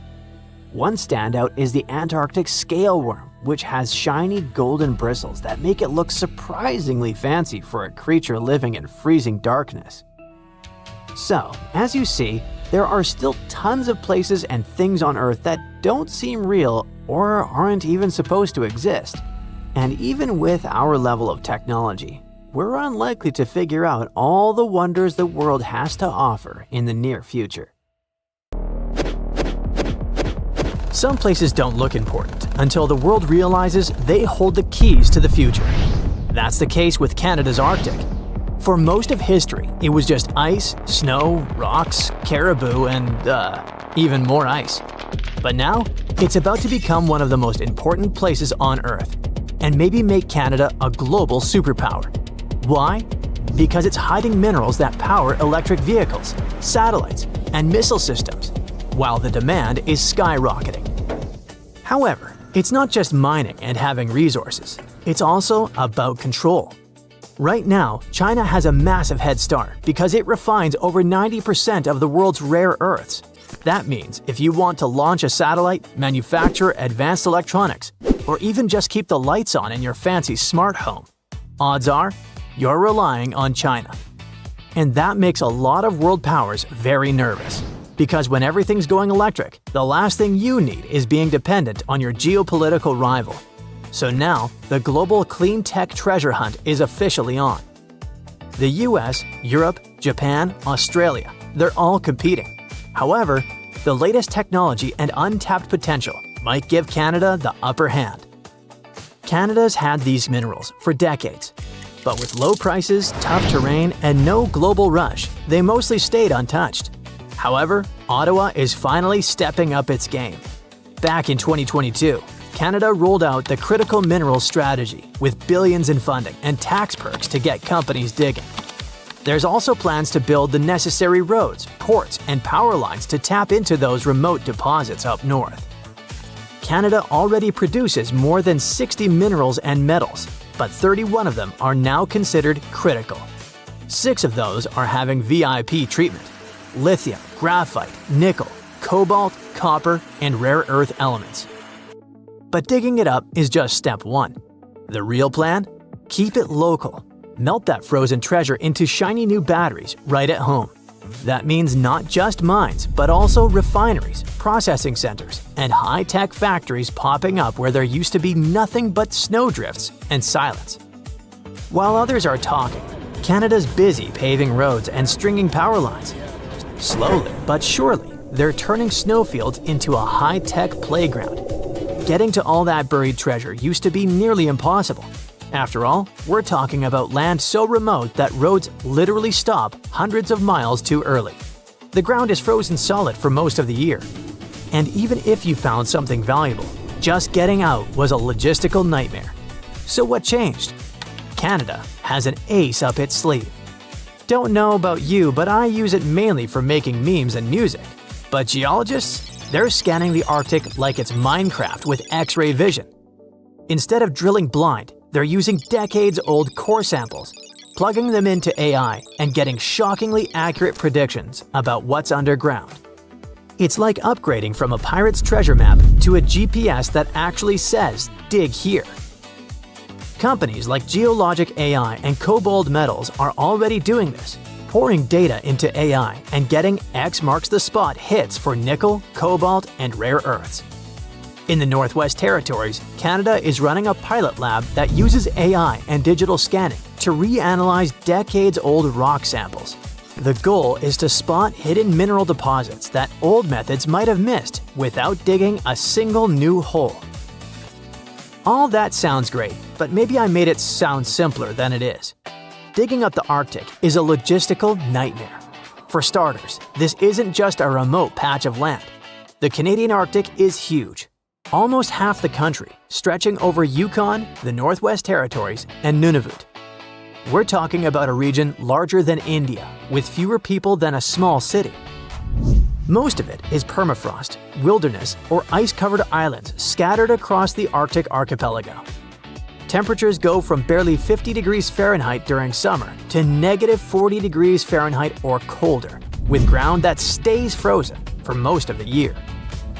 Fun fact, did you know that negative 40 degrees happens to be the same as negative 40 degrees Celsius? It's the one temperature where both scales intersect. They climb at different rates, but eventually cross paths when it gets cold enough. Just a small trivia nugget for weather nerds like me. Anyways, you can't just roll in a truck and break ground in the Arctic. Up there, roads just stop. Want to build something? It can take years, and one nasty winter can put everything on ice. And if you want to continue up north, you need more of everything. More food, more fuel, more machines, which means even more money. Speaking of money, another chilling fact is how much this all costs. Mining in the far north is way more expensive than doing it in, say, Australia or Chile. An AI might tell you where the minerals are, but people and big machines still have to dig, and that costs a fortune. But that's not all. Most of the Canadian North is Indigenous land. First Nations, Inuit, and Métis communities have lived there for thousands of years, and mineral hotspots often sit right on their ancestral grounds. So when Canada talks about unlocking the Arctic, it's not just a question of roads and robots. It's a question of partnership and collaboration. And that's not optional. Legally, projects on Indigenous land require consultation and, in many cases, consent. The good news, some communities aren't just involved, they're leading the way. In regions like Nunavut and the Northwest Territories, Indigenous-owned corporations and world powers are already shaping how development happens on their terms. If Canada wants to pull this off, it's going to need more than tech and funding. It's going to need trust. So with all that in mind, can Canada pull this off? Honestly? With technological advancements and partnerships, it doesn't seem impossible. But Canada isn't just doing one thing right. It's doing a bunch of things at the same time. Let's recap. Hidden resources? Checked. New strategy? In place. Big funding? Approved. AI tools? Deployed. Indigenous partnerships? Underway. Infrastructure? Already breaking ground. It's a snowball turning into an avalanche. Exploration boosts investment. Investment speeds up roads. Roads unlock more deposits. More deposits attract more factories. It's a feedback loop, and if they keep feeding it, the whole Arctic operation could go from an idea to empire faster than anyone expects, giving a whole new meaning to the phrase frozen assets. But this doesn't just help Canada. It could save the US a whole lot of trouble. If all goes to plan, the US won't need to ship rare earths halfway across the planet. It can just look north, wave at the caribou, and get what it needs from its closest neighbor. That's why the US has publicly backed the effort, offering support and funding to help build a trusted North American supply chain. For Canada, this could be the moment it stops being just a supplier of raw materials and starts becoming a critical power broker in the clean tech economy. For the US, it's like discovering your neighbor has been secretly building a battery factory in their backyard while you were building electric vehicles. And globally? Well, the abundance of resources tends to lower the prices, and that's always a good thing for us regular people. Cheaper cobalt, nickel, and lithium mean cheaper batteries, and cheaper batteries mean more affordable electric vehicles, energy storage, phones, laptops, the works. Now, don't get too excited just yet.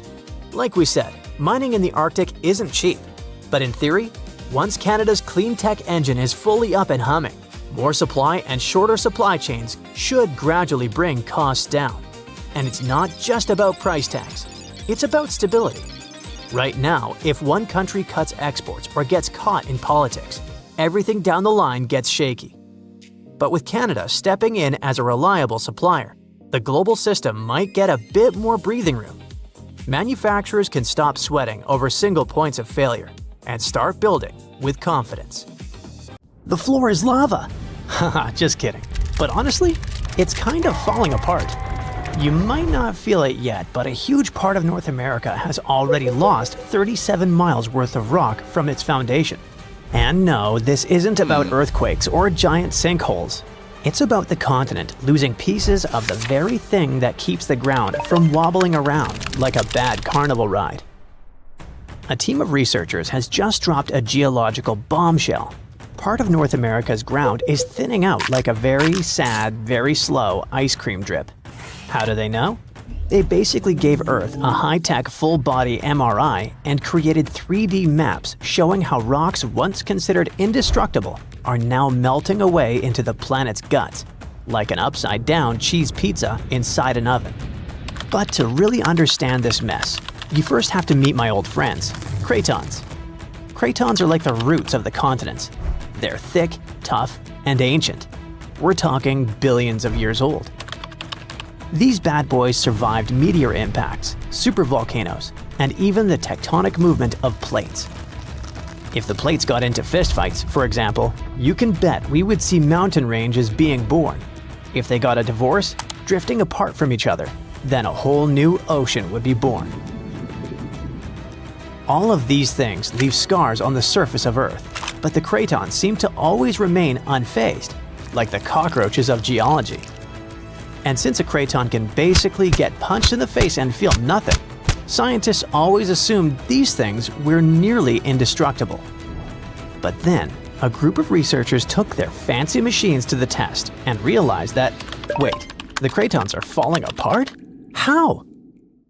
Enter the Farallon Plate, a really ancient tectonic plate that started to slide under North America's major plate over 100 million years ago. This is a pretty normal process, actually. It's called subduction, and it's how Earth recycles rocks and keeps itself from overheating. This subduction thing has been happening for so long that, by now, the Farallon is almost 400 miles away from the craton, sitting pretty chill at the lower mantle, weirdly close to the outer core of our planet. But the Farallon has been causing trouble, like that one roommate who moved out but keeps leaving weird stuff in the fridge. You see, as it sinks, it tugs on the bottom of North America's foundation, stretching it out and causing pieces to fall off into the deep mantle. And if that wasn't enough drama, the sinking Farallon has also leaked water and carbon dioxide into the surrounding rocks, making the craton even softer and easier to shred apart. Thanks, Farallon. Very cool of you. By studying hundreds of earthquakes across thousands of monitoring stations, scientists have confirmed the story. Big chunks of continental material are dripping downward, thinning the craton by as much as 37 miles. That's more missing rocks than can fit into a milk carton.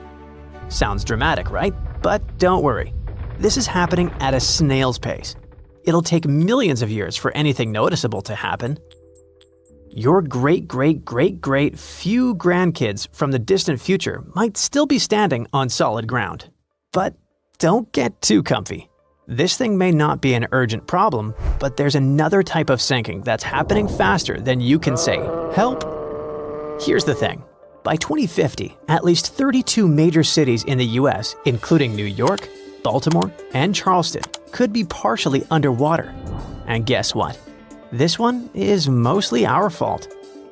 Scientists noticed that since 2007, some cities have been sinking into the ground between 0.04 and 0.08 inches every year. Charleston, in South Carolina, is pulling ahead in the worst way possible, sinking 0.15 inches annually. Sure, these numbers sound tiny and a bit ridiculous, but Charleston is barely 9 feet above sea level, and a little sinking goes a long way when the ocean is breathing down your neck. On really bad flood days, people there have to abandon their cars and basically swim home.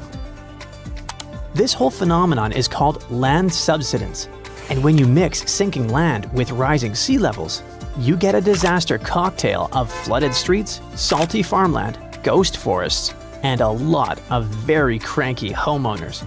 And it doesn't stop with just homes.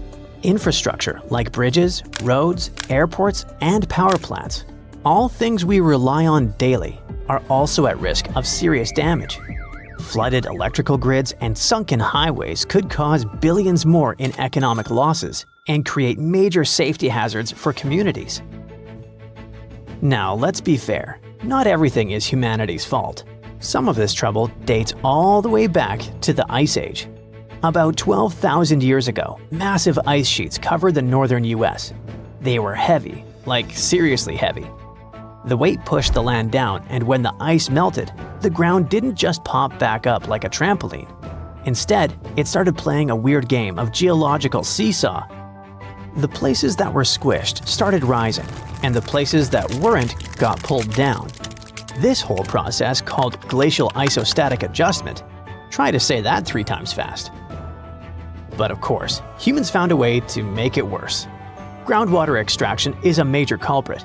Think of it like pulling the stuff out of the mattress. After a while, the whole thing just sags.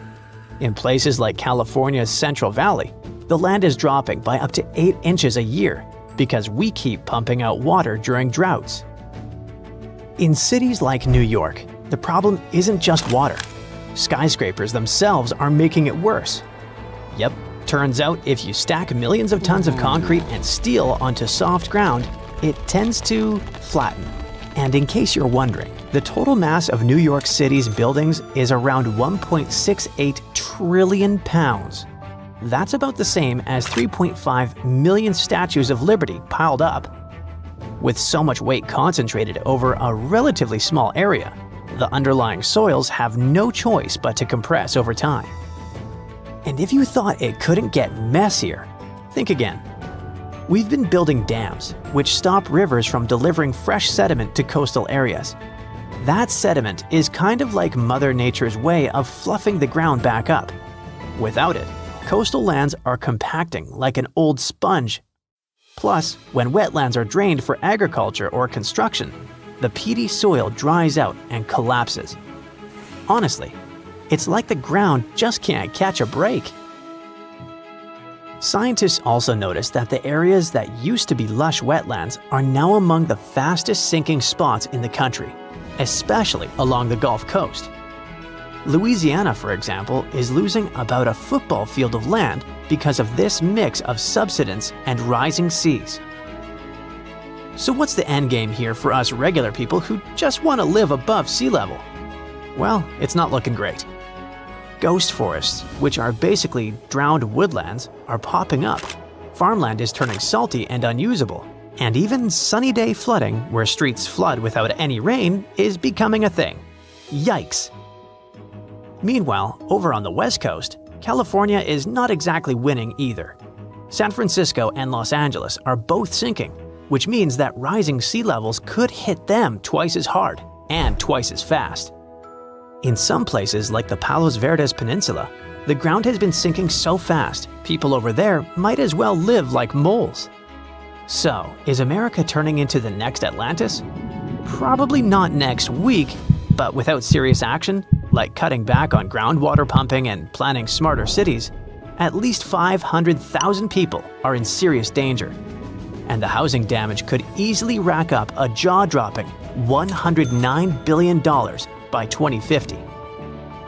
In the end, while North America isn't about to sink like a poorly made souffle, it's definitely showing some cracks in the crust. So maybe let's ease up on groundwater pumping, rethink how and where we build, and invest a little more in keeping our feet dry. After all, if the floor really does become lava someday, we're gonna wish we had at least fixed the leaks first.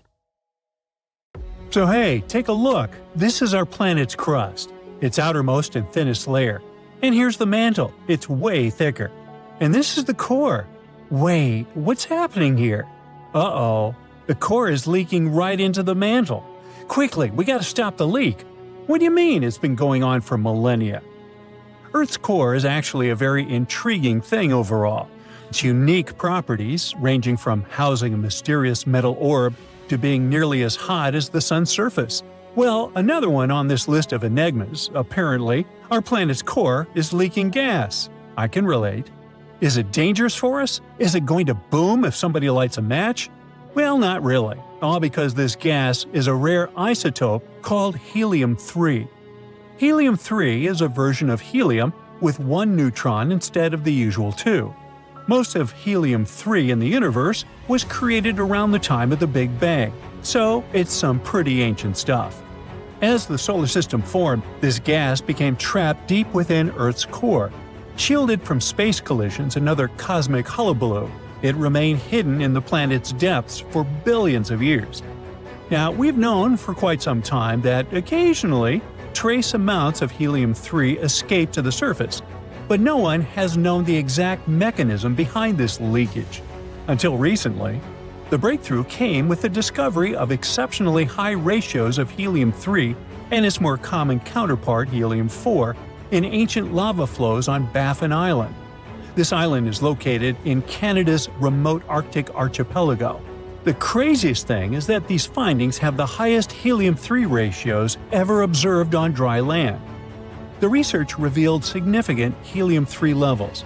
It might mean that the volatile elements from the solar nebula, that's the cloud of gas and dust that gave birth to our solar system, have remained in Earth's mantle since the earliest stages of the planet's formation. The discovery was made in lava flows that erupted around 60 million years ago, during the formation of a new seafloor when Greenland and North America split apart. But hey, it was amicable. The research team, led by Forrest Horton from the Woods Hole Oceanographic Institution, used advanced techniques to measure the helium trapped in olivine crystals within the rocks. These crystals formed before the magma erupted, which helped preserve the helium as it rose from deep inside the planet. The scientists found about 10 million helium-3 atoms per gram of olivine. That's a shockingly high concentration for Earth. You see, Earth's core acts as a reservoir for helium-3, storing it since the planet's formation. Over time, small amounts of this gas escape into the mantle through processes like mantle convection. That's when the planet's rocky interior stirs and moves like boiling water. Magma plumes, which appear in the mantle and rise to the surface, carry helium-3 with them. When the magma erupts, most of the helium escapes into the atmosphere. However, some of it gets trapped in crystals within the lava. That's how scientists can later study its origin and movement. Now let's follow the journey of helium-3 in the Baffin Island rocks. It began at least 100 million years ago. Mantle plumes carrying the helium likely took tens of millions of years to reach the surface. It means helium-3 has been leaking from Earth's core for millennia. It also means that our planet most likely formed in a solar nebula containing helium-3 and other noble gases. Baffin Island is an ideal location for studying Earth's deep interior. Its volcanic rocks are remnants of ancient lava flows that erupted when the North Atlantic began to open. The researchers traveled by helicopter to the remote island, which boasts towering cliffs, icebergs, and even polar bears. Local organizations helped the team access the area and ensured their safety during the expedition. The discovery of helium-3 leaking from the core raises new questions about what other elements might be stored deep within Earth. Could it be significant amounts of other light elements, such as carbon and hydrogen? These elements are critical for life and could provide further insights into the planet's habitability and evolution. For instance, the core's lighter-than-expected density might be explained by the presence of these elements. Plus, understanding the movement of helium-3 could also help track the behavior of other gases across the core mantle boundary. But this isn't the only unexpected discovery about Earth's insides. Let's go to Turkey's central Anatolian Plateau. There, Earth's crust seems to be slowly dripping into the planet's interior. This process, known as lithospheric dripping, is still shaping the surface geology of the region. Lithospheric dripping occurs when the lower part of Earth's crust, heated to a certain temperature, becomes viscous and begins to flow downward. Imagine a thick liquid like honey or syrup flowing into a bowl. Now you get it. Now, speaking of Earth, it's been happening over a long period of time. And as this material moves downward, it pulls the crust with it, causing the surface to sink. As a result, we see new depressions or basins. Once this gooey material detaches from the crust and sinks further into the mantle, the surface rebounds, causing the ground to rise. This cycle of sinking and rising is what creates the shifting landscape in regions like the Konya Basin in the central Anatolian Plateau. It is the very site where geophysicists observe signs of lithospheric dripping. The research team, led by Julia Anderson from the University of Toronto, first noticed unusual patterns in satellite data, including a circular feature in the region where the ground was sinking. After examining geophysical data beneath the surface, the team identified a seismic anomaly in the upper mantle and discovered a thickened crust beneath the Konya Basin. All this points to the presence of dense material, like a result of lithospheric dripping. The team's model suggests that the Konya Basin is currently in the later stages of this process. While the surrounding central Anatolian Plateau has been uplifting over the past 10 million years, the Konya Basin is sinking at a rate of about an inch per year. While this number might seem small, it is quite significant in a region that is otherwise rising. Earlier studies have shown that the central Anatolian Plateau has risen for around a half-mile over the last 10 million years. It likely happened due to lithospheric dripping. However, the discovery of the Konya Basin reveals that this process is not one time, but can occur multiple times in different regions. The initial drip that formed the central Anatolian Plateau likely caused daughter events, which led to the formation of the Konya Basin. To validate their model, the researchers conducted a cool lab experiment. It simulated the lithospheric drip process. So, they took a tank filled with a highly viscous silicone polymer, which acted as a proxy for Earth's lower mantle. They also used a mixture of modeling clay for the upper mantle and ceramic spheres and silica sand to simulate the crust. A dense seed was inserted into the upper mantle layer to initiate the drip. Over the next few days, the researchers observed that the drip descended slowly. Within 10 hours, it began to fall. By 50 hours, a secondary drip had started. The results confirmed that, even without horizontal movement in the crust, the dripping process caused the surface to sink, forming a depression similar to the Konya Basin. This experiment has shown that lithospheric dripping can cause vertical deformations even without horizontal movements. Plus, it has proven that one event can trigger more drips that can change Earth's surface. This discovery helps scientists better understand how Earth's crust behaves over long periods of time and how tectonic processes can affect the landscape. Now, how about a bonus fact? In 1692, Edmund Halley, that guy famous for Halley's Comet, suggested that Earth might be hollow. He imagined layers beneath the crust with two concentric shells and a core about the size of Mercury, all floating in glowing gas. He even went further, speculating that these inner layers could be inhabited. This wild idea inspired Jules Verne's famous novel, Journey to the Center of the Earth. Wow. Canada is massive, but almost everyone lives in the east or the west. And right in the middle, there is this huge stretch of land where hardly anyone calls home, Northern Ontario. So why does this place almost feel off-limits? Northern Ontario is part of, Ontario. It's a super busy province, home to major cities like Toronto and Ottawa. About 1/3 of all Canadians live there, but most of them are down in the southern part of the province, not up north. But that doesn't really add up when you think about it because the northern part is way, way bigger. We're talking about a region that is more than 300,000 square miles, pretty much the same size as the whole country of Turkey. Northern Ontario takes up about 87% of the entire province. But, strangely, only about 6% of Ontario's population lives in this area. But before you start dreaming about moving there for some peace and quiet, hold on. There are 4 big reasons people choose not to, and honestly, you'll probably agree. Reason number 1, the land itself. Look up the region on Google Earth, and all you will see is a huge stretch of empty space. Nothing special at first glance, but zoom in, and that's when things start getting complicated. Northern Ontario is famous for its rugged, remote landscapes, full of endless forests and lakes. It's beautiful to look at or snap a photo of, but living there is a whole different story.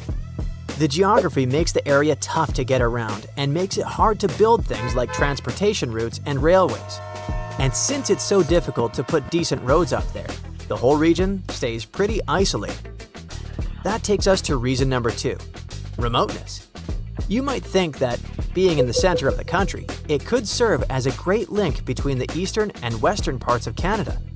But in reality, that's not how it works, and the region is very far from Canada's major cities.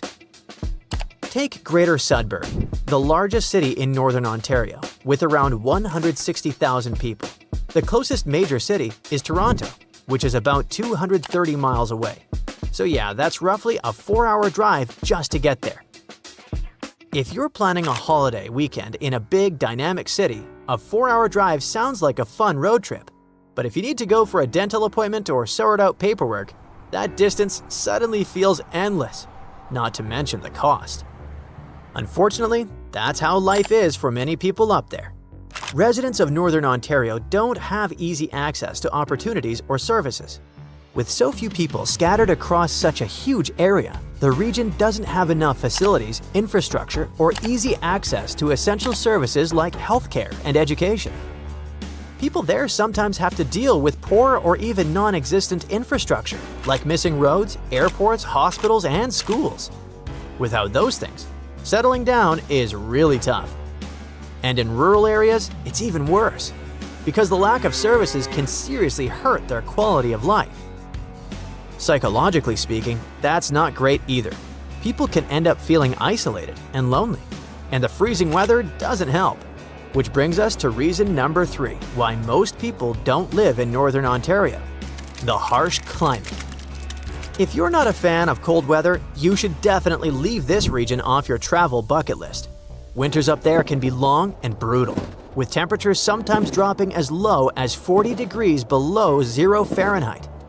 Have you ever tried shoveling snow when it's this cold? Yeah, it's not exactly fun. That kind of harsh weather doesn't just mess up your weekend plans or your daily jog. It also makes transportation a huge challenge. The result is that many residents end up isolated from essential services and job opportunities. And it's also really hard to build infrastructure, grow industries, or run businesses because of that harsh climate. Take farming, for example. Compared to Southern Ontario, the northern region has a shorter growing season and much colder weather. Although crops like oats, potatoes, and green beans can handle the cold, the climate usually limits the variety of things that can be grown.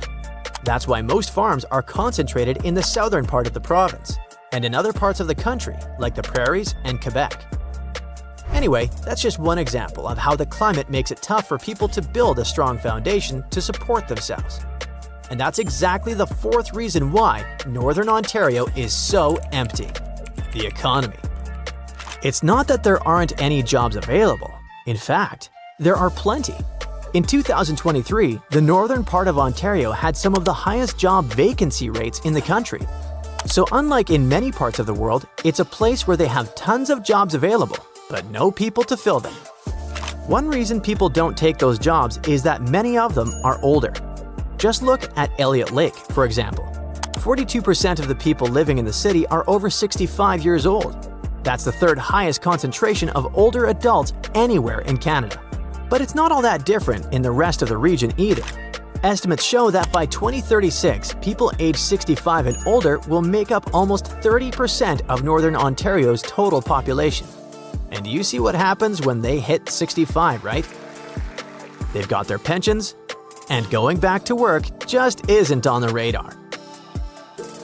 This problem only gets worse because young people just don't seem interested in living there. Every year, lots of students around 17 or 18 years old pack their bags and either drive across the province or fly across the country to study somewhere away from their northern homes. And many of them don't come back. But that's actually pretty strange considering the region does have a strong economy, especially in mining. Take the Red Lake area, for example. It's packed with gold. In fact, it's home to one of the richest gold deposits in the world and has already turned out over 30 million ounces of the metal. That's definitely helped Canada stay ranked among the top 5 gold-producing countries in the world. Then, there's this region, known as the Ring of Fire.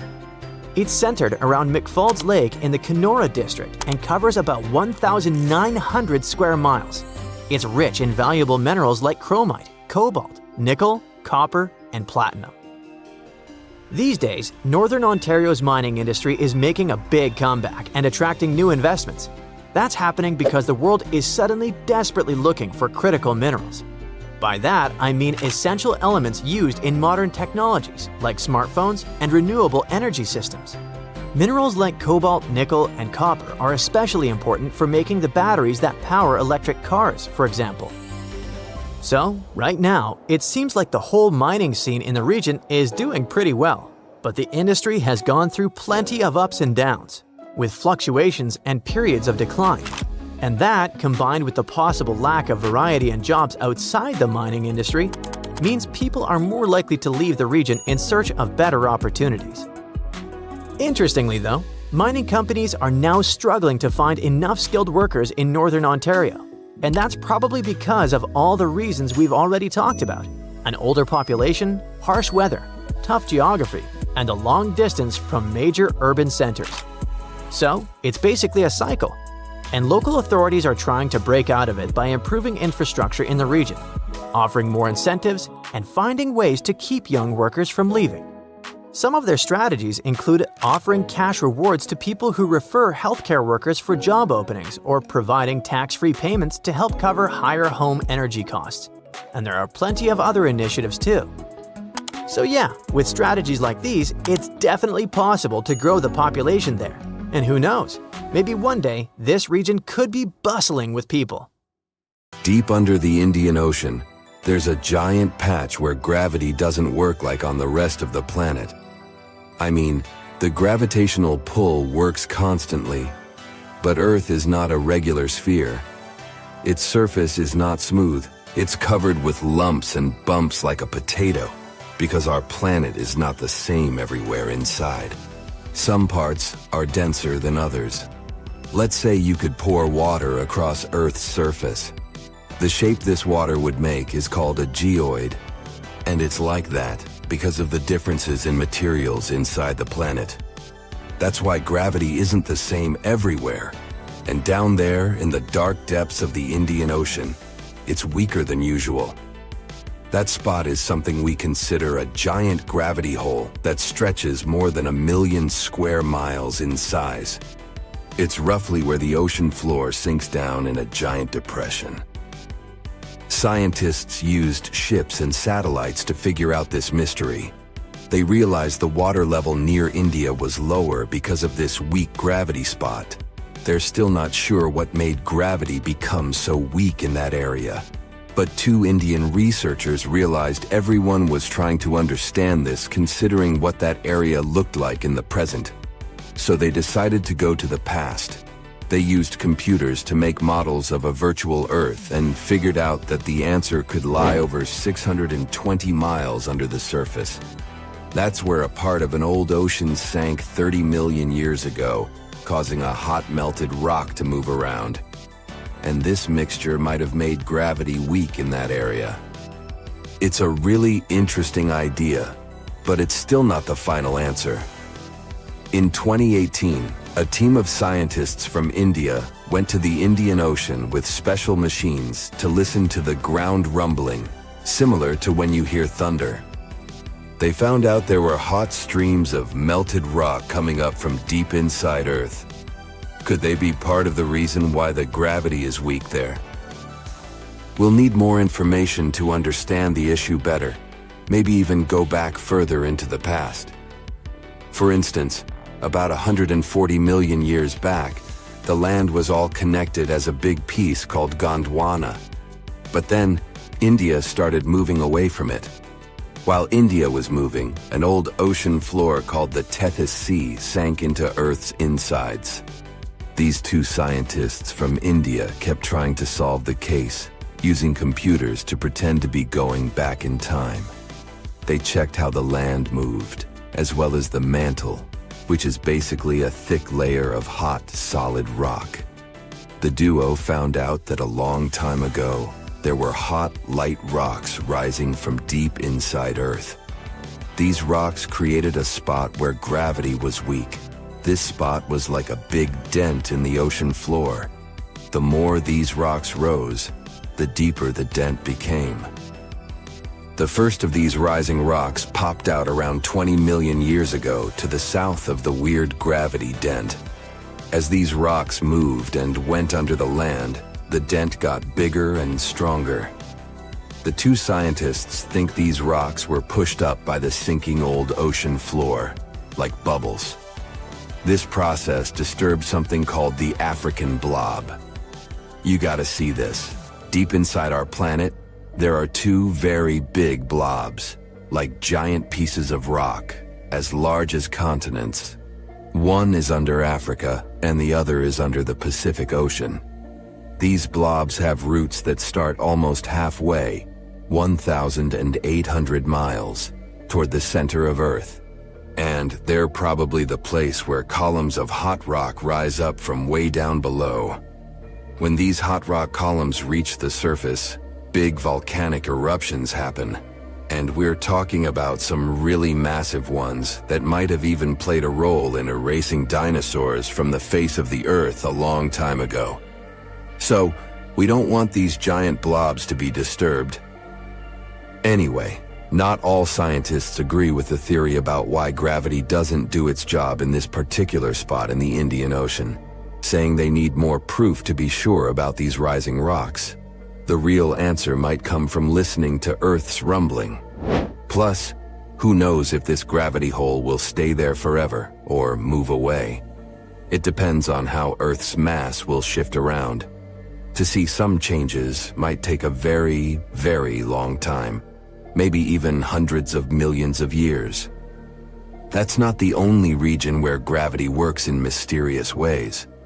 Or at least, that's what it feels like when you see certain things around the world.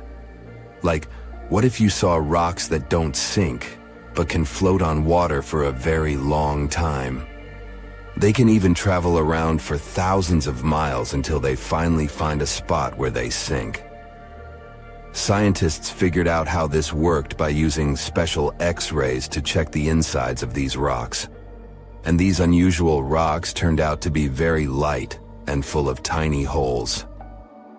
Researchers used wax to cover pieces of these rocks and went with a special X-ray method to look inside the rocks to see how much water and gas was there.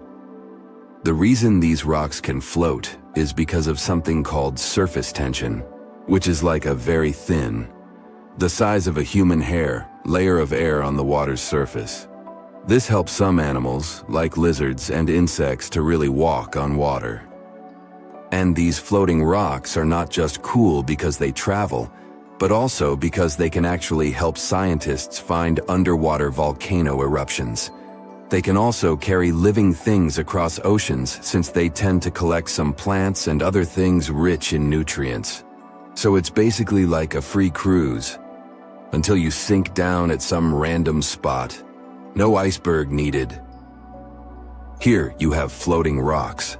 And in Death Valley in California, there's a strange phenomenon where big rocks move across a dry lake bed and leave trails behind them. People wondered how this was possible for 60 years until the case was solved. Some thought there must be strong winds moving these rocks, or maybe even ice. But scientists found these winds aren't really strong enough to move such big boulders. They placed cameras on cliffs near the rocks, even though they were hard to reach. They did this for 3 winters in a row to study the temperature, rain, and wind in the area. Their idea was that ice might lift the rocks and let the wind push them. To test this properly, they put a rock in a container with water and sand and froze it. When they later pushed the container, the rock moved like it was on ice. This experiment helped prove their theory. And what's interesting is that the rocky area in Death Valley is similar to one of Saturn's moons, Titan. So these weird things on our planet may help us understand other phenomena, even in space. The reverse waterfall in England is an example of a spot with weird gravity too. You can find it not far from Hayfield. It has water that looks more like a fountain than a waterfall, considering it goes up toward the sky. But it turns out gravity doesn't have anything to do here. It's just the wind. It's so strong that when the water falls down, it catches it and pushes it back up. But where does this constantly strong wind come from? You can see a similar thing at Hoover Dam in Nevada, US. Try to climb up the dam, 726.4 feet, and pour some water out of a bottle. Not working? Yep, the water won't flow down as it normally would. It will fly up. You'll have the same result if you throw some light object from the same height. You will get it back. And this happens because of the strong airflow too. So these things seem like gravity is messing up with us. But there's always a logical answer behind that. Hopefully, we'll get one for the gravity hole in the Indian Ocean too. It's 9:59 a.m. when a man is jolted awake in his bed by a powerful, mysterious force. While he's trying to figure out what's going on, a giant 100-foot-tall column of water is already surging toward his hometown. In 20 minutes, most of his friends and family members will lose their lives when a sky-high wall of water sweeps away buildings, trees, and cars. And it can happen to you at any given time. It's the day after Christmas in 2004. Thousands of tourists from Europe and America are enjoying tropical beaches in Thailand, Sri Lanka, and Indonesia when a powerful undersea earthquake strikes off the western coast of northern Sumatra, Indonesia. It's a 9.3 magnitude earthquake, the most powerful ever recorded in Asia. It triggers one of the largest tsunamis in history, the Boxing Day tsunami, which will take the lives of 230,000 people within a few hours. The city of Banda Aceh in Sumatra, Indonesia, home to 260,000 people, is the closest to the earthquake's epicenter. In less than half an hour after the quake, huge 10-story tall waves crash into the city. More than 60,000 people lose their lives immediately. The destruction is so severe that almost no one in its path survives. Next, the tsunami hits Thailand. The waves, rushing at a mind-boggling 500 miles per hour across the Indian Ocean, reach the shores of Phang Nang and Phuket about 90 minutes later. Despite such a significant time gap, Both locals and tourists are caught totally off guard. Many beachgoers even walk out onto the beach, curious about the strangely receding sea, only to be overtaken by a towering wall of water. Nearly 5,400 people, including 2,000 foreign tourists, won't survive that day in Thailand. An hour after Thailand, the tsunami hits southeastern India near Chennai. Debris-filled waves push miles inland, taking the lives of more than 10,000 people. Sri Lanka faces even worse devastation. The island will lose over 30,000 people, and hundreds of thousands will become homeless. The tsunami's incredible strength is evident even far away. 8 hours later, it claims its last victims in South Africa, 5,000 miles from the quake's epicenter. There, rogue waves catch swimmers off guard. Researchers from NOAA's Center for Tsunami Research explain that the destruction was due to the sheer power of the earthquake. It originated from a megathrust fault. That's where heavy ocean plates dive beneath lighter continental plates. These faults are the largest in the world and lie underwater. The 2004 earthquake ruptured a 900-mile stretch of the Indian and Australian plates, 31 miles beneath the seafloor. Plus, instead of one quick jolt, the quake lasted for 10 minutes and released an unimaginable amount of energy. During the shaking, massive sections of the seafloor moved upwards by 130 feet. That's a lot. Such a sudden movement set colossal waves rippling across the ocean. Imagine it like dropping a massive pebble into the water. The thing is, tsunami waves aren't like those surfing waves you may imagine. No, they look like a fast-moving whitewater river that floods everything in its way. If you get caught in those raging waters, it's almost impossible to survive. If the powerful currents don't pull you under, floating debris will. That's the reason why, during earthquakes, there are usually many injuries and fewer lives lost. With tsunamis, it's the opposite. There's way fewer injuries than fatalities because it's too hard to survive. Catastrophic tsunamis, like the one in 2004, are rare. That's why India and Sri Lanka had no record of such disasters. This lack of experience, combined with the absence of warning systems, made the consequences of the disaster even more tragic. People didn't feel the earthquake because they were far from the epicenter. And with no natural warning signs, no official alerts, and no history of tsunamis, the waves that hit crowded coastlines had devastating effects. By the way, the Pacific Ocean, the largest ocean on Earth, is where most earthquakes and tsunamis occur. Locally damaging tsunamis strike somewhere in this ocean about once every 1 to 2 years. 76% of the recorded fatal tsunamis happened in the Pacific. And 99% of tsunami casualties are caused by local or regional tsunamis, which occur more often and hit quickly. But then a question arises. Could a tsunami as devastating as the Boxing Day one happen again? Unfortunately, the answer isn't very straightforward. A warning system has indeed been established in the Indian Ocean. Its goal is to alert coastal nations of potential tsunamis. But human behavior is still a critical challenge. This became clear during a real-life test in 2012.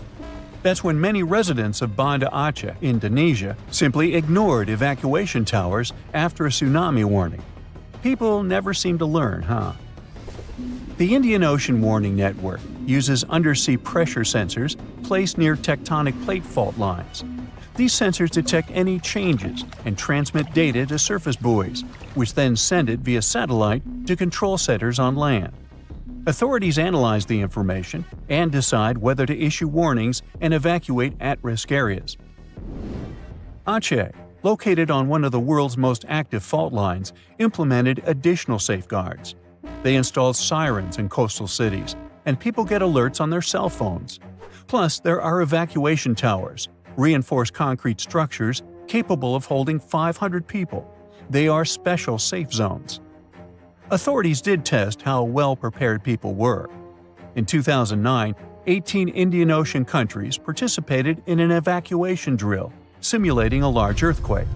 Thousands of coastal communities took part in this drill, and officials concluded that the exercise had been a success. Fast forward to the system's first real test in April 2012. An 8.6 magnitude undersea earthquake west of Aceh triggered tsunami warnings. And even though there were no significant waves, the whole situation revealed critical flaws. Many residents ignored evacuation towers, choosing instead to flee by car or motorbike. This led to citywide traffic jams, with people getting stranded in areas vulnerable to a potential tsunami. It was chaos. Some residents even went back to the beach to look for the signs of a tsunami, which is a life-threatening mistake. So apparently, there is still a lot of work to do when it comes to tsunami survival. But what you need to know by heart is the signs of an impending tsunami. First of all, it's severe ground shaking. Strong earthquakes near coastal areas can generate tsunamis.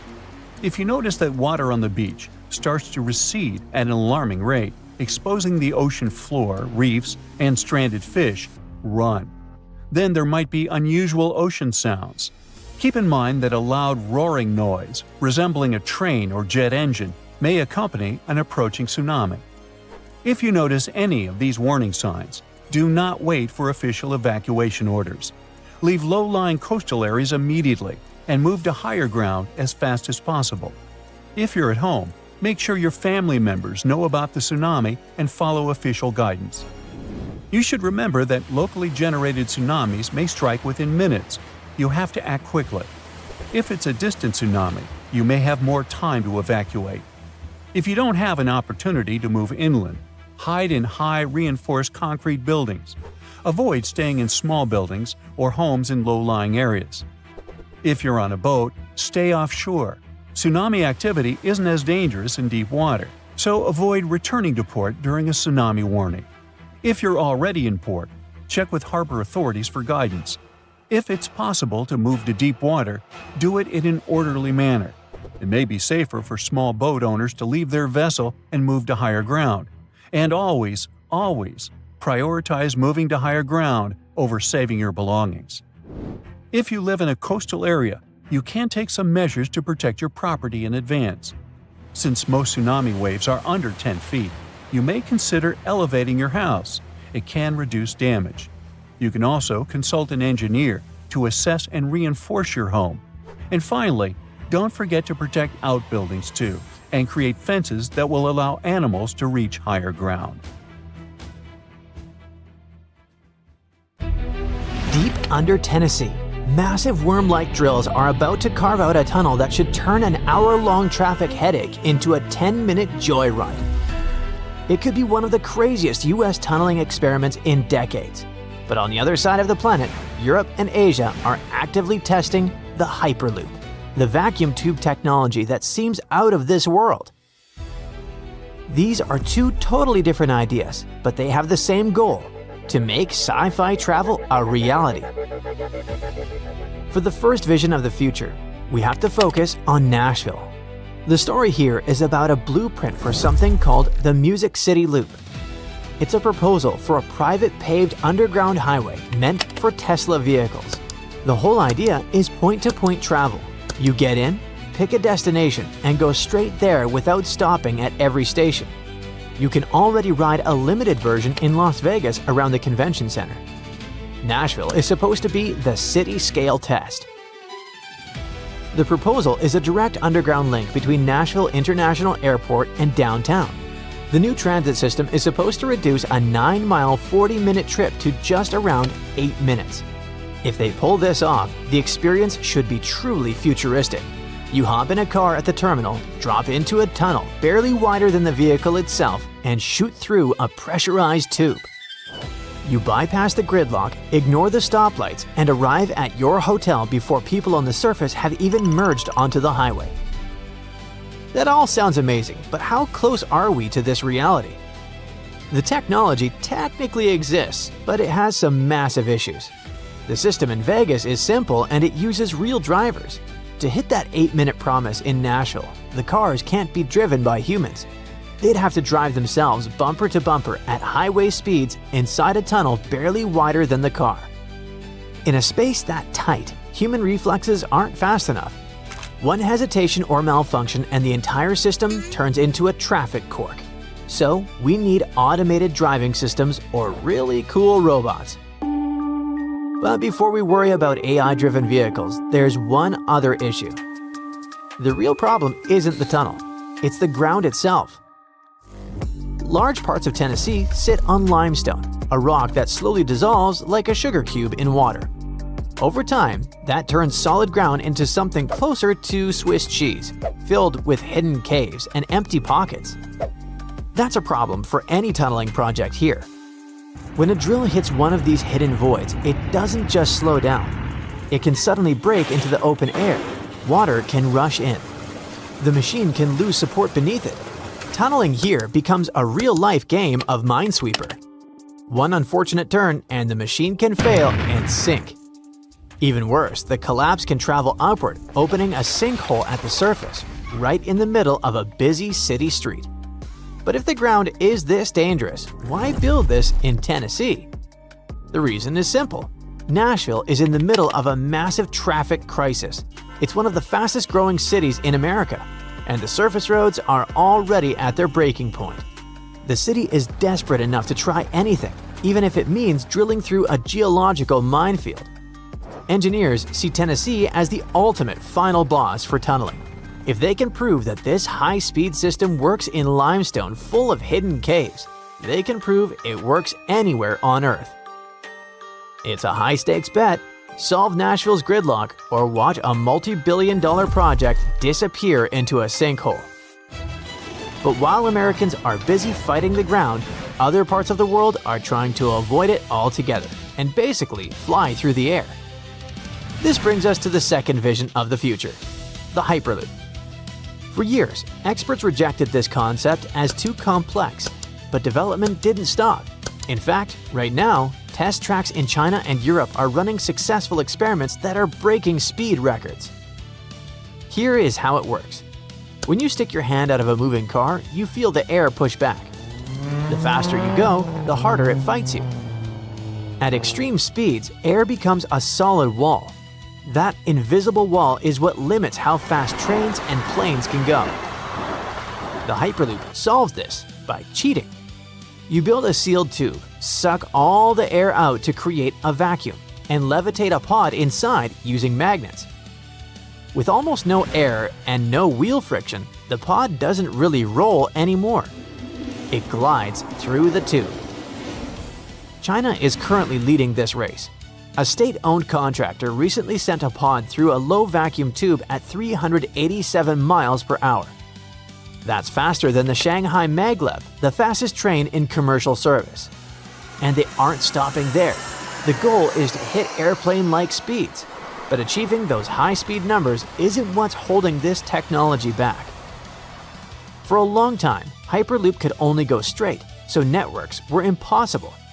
However, recently, engineers in the Netherlands found a way to switch lanes in a vacuum tube, bending what was once a single highway into a blueprint for a continent-spanning web of travel. It might sound like a small thing, but it's a major breakthrough for the whole industry. The European side has big ambitions. They're sketching out a massive network that looks like a subway map stretched across an entire continent.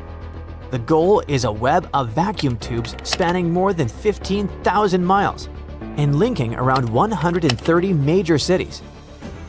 The idea is to make short airplane flights unnecessary. You could live in Berlin and work in Paris and travel from place to place quicker than dealing with a downtown rush hour. In Switzerland, they're testing something called the Infinite Loop, a circular track that works like a hamster wheel for the pod, letting engineers simulate long-distance travel without building a massive straight tube. India is also building its own test tubes with plans aimed at connecting large cities like Mumbai and Pune and turning a miserable 3-hour drive into a 25-minute trip. It all sounds like the future is already here, but there's a reason we don't see hyperpooling pods around already. The engineering problems are huge. One of the biggest problems is the sun. When metal heats up, it expands, and over hundreds of miles, even sunlight can make a steel tube stretch. That's a serious issue when you're trying to keep a pod zooming through a perfectly aligned tube at super high speeds. Engineers basically have to create flexible sections that let the tube move without messing up the vacuum seal. And then there's safety. A Hyperloop tube is basically a spaceship stretched across the ground. Inside, there is almost no air. Outside, normal atmospheric pressure is constantly trying to find its way in. If the tube is damaged by an accident, a structural failure, or even debris, the air does not slowly leak inside. It explodes inward.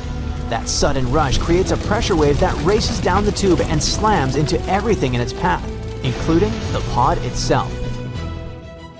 That's why Hyperloop safety has more in common with spacecraft engineering than traditional rail. Failure here is not gradual, it's instant. So who's more likely to win this battle in the near future? In the short term, the tunnel approach is more likely to win. It's still cars and tunnels, just faster. Even if the plan gets scaled back, parts of it can still be built and used, which makes it way more likely to show up first. Hyperloop is the opposite. The payoff is bigger, but it depends on multiple hard problems being solved at the same time. Perfect vacuum tubes, reliable switching, and safety systems that can handle worst-case failures. One weak link can shut the whole thing down, so it's harder to roll out quickly. Either one could change how we travel. Either way, the goal is simple: kill the commute. So what would you trust more, a deep tunnel carved through rock, or a vacuum tube above ground? Tiny microbes, basically ancient germs, have been frozen in Arctic ice for tens of thousands of years, just chilling there, since woolly mammoths were still walking around. And now, scientists think these little guys might wake up again if Arctic summers keep getting longer and warmer. Yep, you heard right. Zombie microbes. Great. These microbes have been stuck in permafrost, which is soil and ice that stays frozen solid year-round.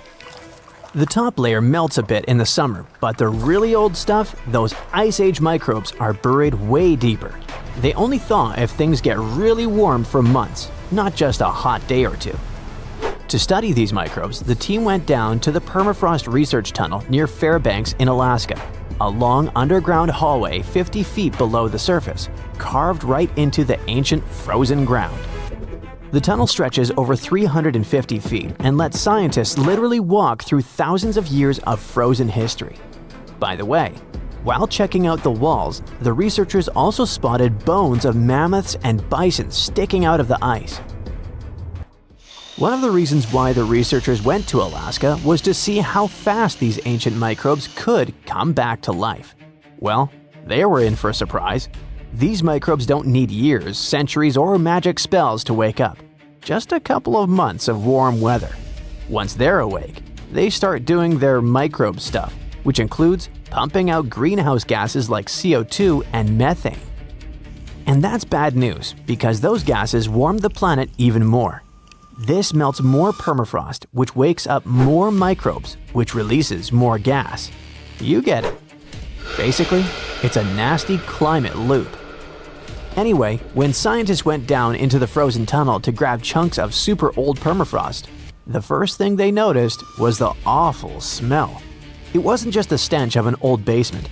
It was something has been frozen for thousands of years and is finally waking up bad.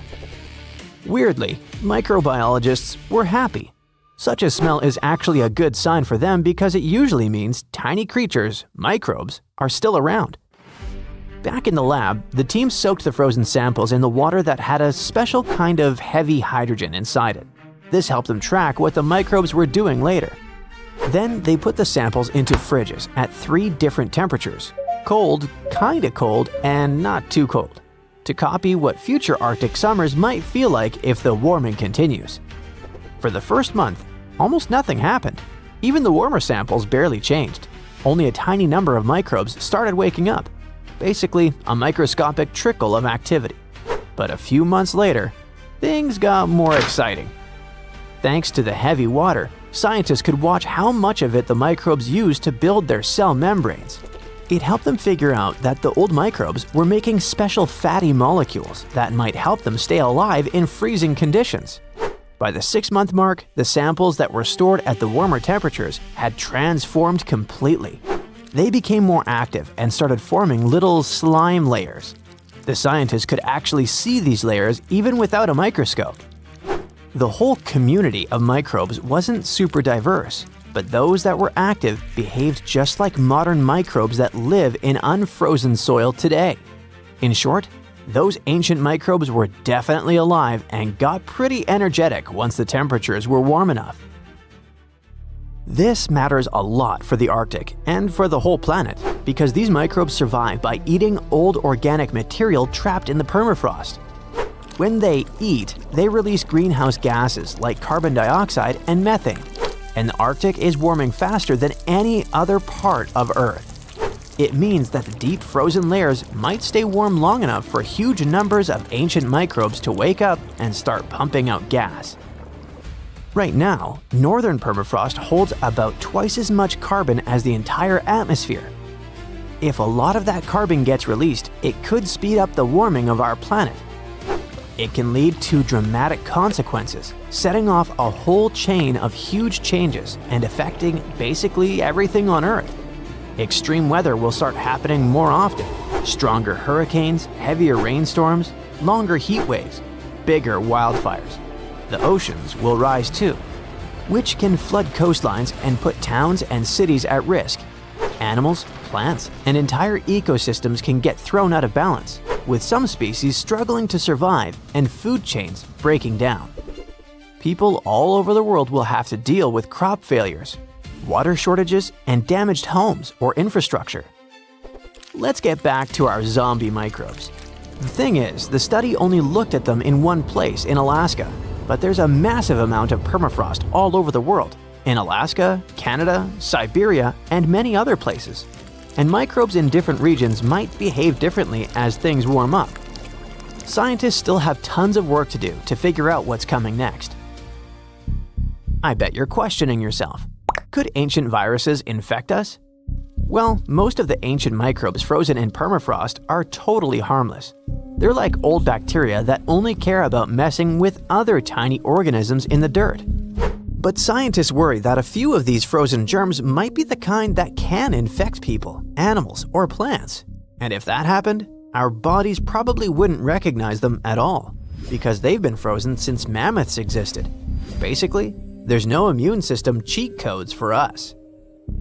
The risks of this happening grow for a number of reasons. For one thing, the Arctic is warming almost 4 times faster than the rest of the planet. Longer summers plus hotter temperatures mean more permafrost melting. So, more ancient stuff is waking up. Plus, people might start digging more around there.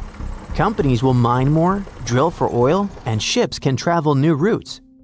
All this activity tears open ground that used to stay frozen solid. This increases the chance that someone or something comes across some ancient germ that just woke up. What would actually happen then? We might run into different zoonotic diseases, basically germs that jump from animals to humans. This already happened once. Thawed reindeer carcasses released anthrax, a rare and serious illness which then infected people and animals. Luckily, we do know how to treat anthrax. But what if something even older wakes up? Besides, our immune system might have zero defense. If a virus hasn't been around for tens of thousands of years, humans today would be like, what is that thing? No antibodies, no memories of it, nothing. But the scariest part is that we don't know what's hiding down there. Scientists think permafrost might be storing trillions of frozen microbes, many of which we've never seen before. Some might be boring, and some might be super dangerous. So what if one such virus finally thawed out? The world would be dealing with a disaster no one has ever seen before. This wouldn't look like a normal outbreak. It would feel more like something out of a horror movie. First, the virus would be totally new and our immune systems definitely wouldn't recognize it. That means the virus would spread crazy fast, jumping from person to person. No one would know what to expect. It could cause weird illnesses, sudden fevers, or even something way more dangerous. Stuff as scary as the diseases people faced in old times. Scientists digging in permafrost already look for traces of those ancient diseases, so it's not impossible. Once it escapes, the virus wouldn't stay local for long. With people traveling everywhere and companies rushing into the warming Arctic for mining and shipping, the infection could go from one small Arctic village to major cities all over the world within days. Hospitals would fill up instantly and doctors and nurses would run out of supplies. Businesses would shut down. Food supplies could crash if the virus hit farm animals or crops. Shipping and travel could freeze completely. Fear and panic would spread around the globe almost as fast as the virus itself. There'd be no vaccine and no cure, because no one has ever seen this virus before. Scientists would have to start from zero. In short, a zombie virus outbreak would be totally unpredictable, and the modern world is certainly not ready for it.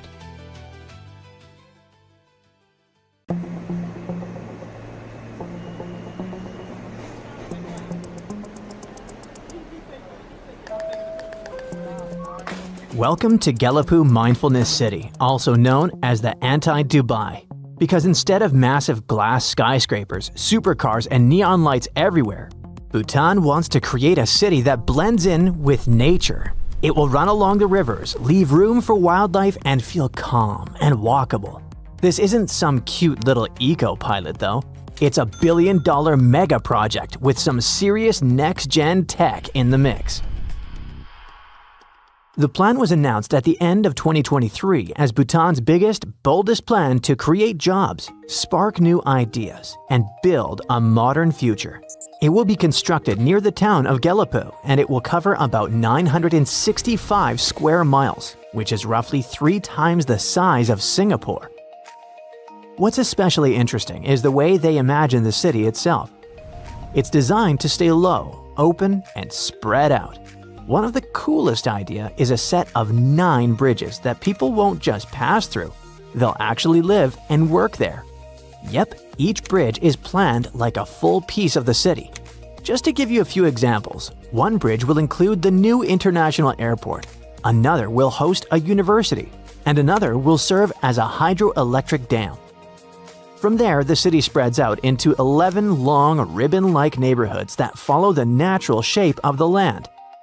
They're designed to curve around all 35 rivers and streams in the area, instead of cutting them off. Now, when we hear about rivers running through a city, we usually think about flooding, right? And yes, that's a real concern there. But what's smart is that the plan works with rivers, not against them. Along the water, they want to build paddy fields in step-like terraces that go down the hills into the valley. These terraces slow down floodwater and help hold it back. At the same time, they work like green pathways for nature.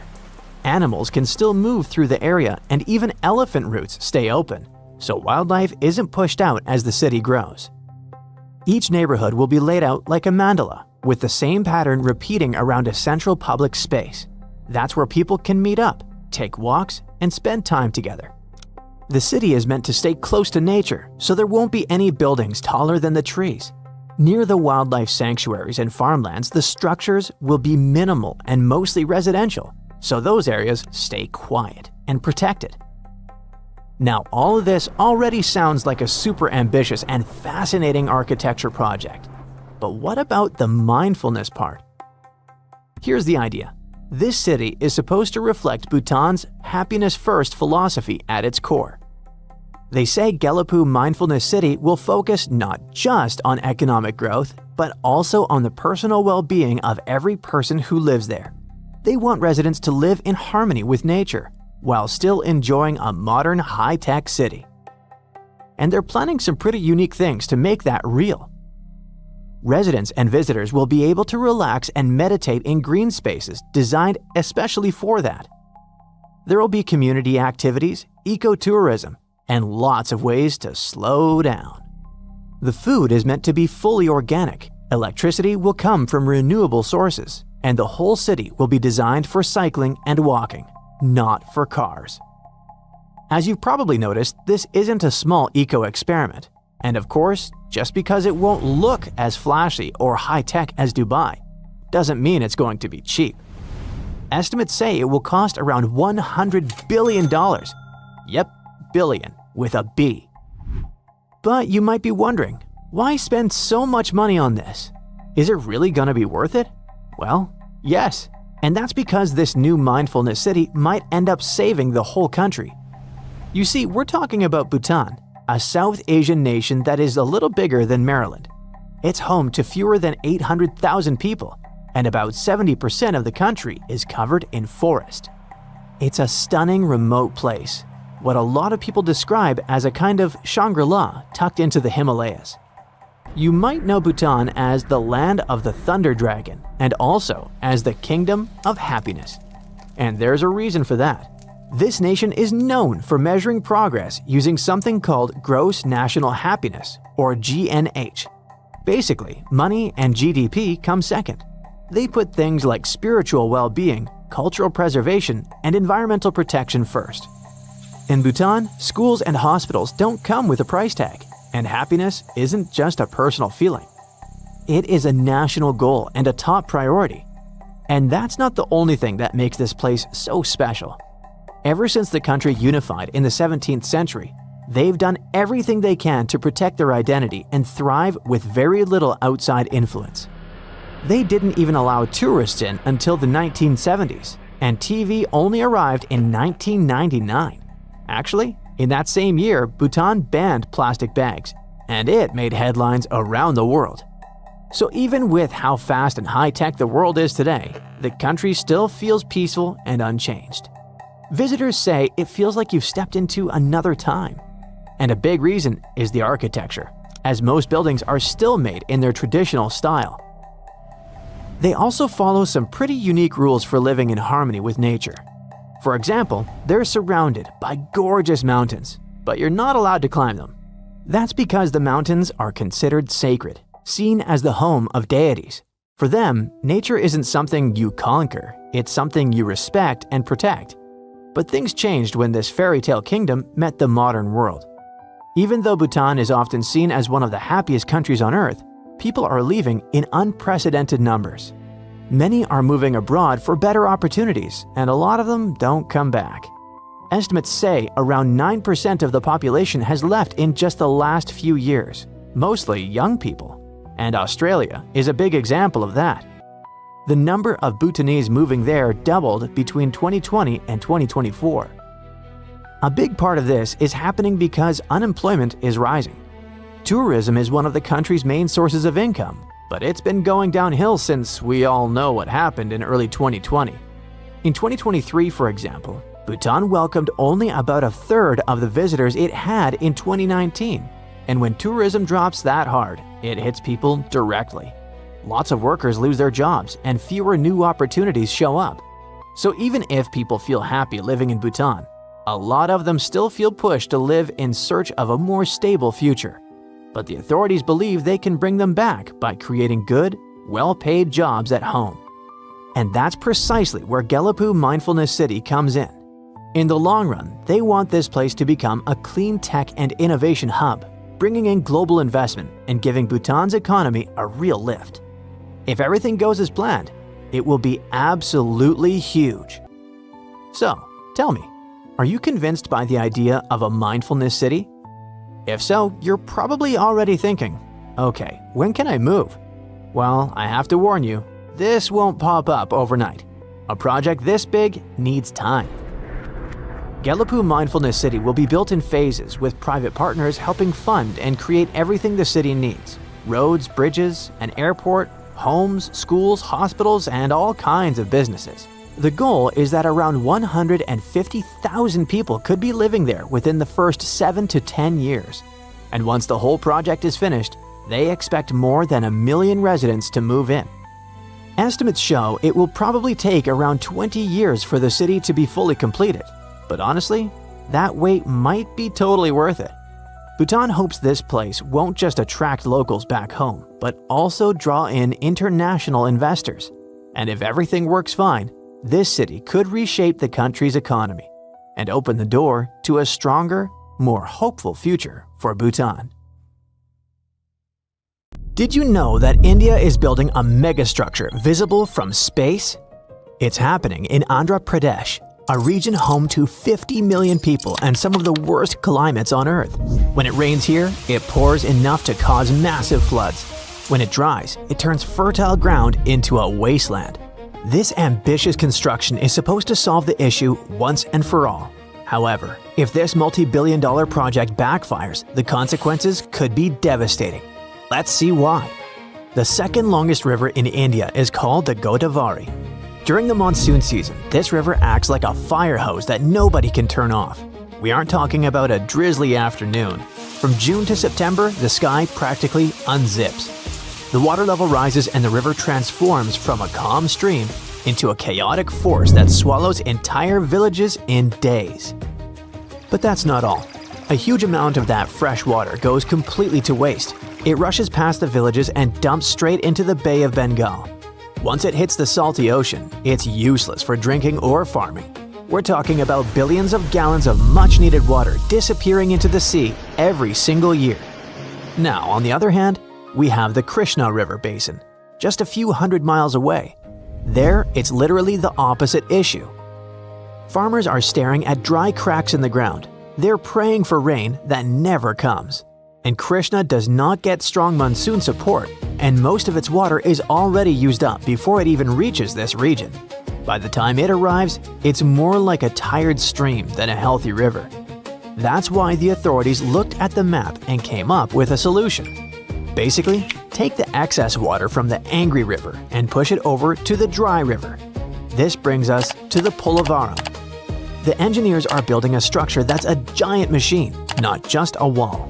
It's built to connect these two massive water systems, like running a giant pipe from the side that has too much to the side that has almost nothing. The project combines a massive earth and rock dam with a hydropower plant and a network of canals. However, the most impressive part of this layout is the spillway. It's a giant complex of concrete, channels, and support systems. It looks less like a dam and more like a fortress built for titans. It's a gigantic safety valve for the Earth.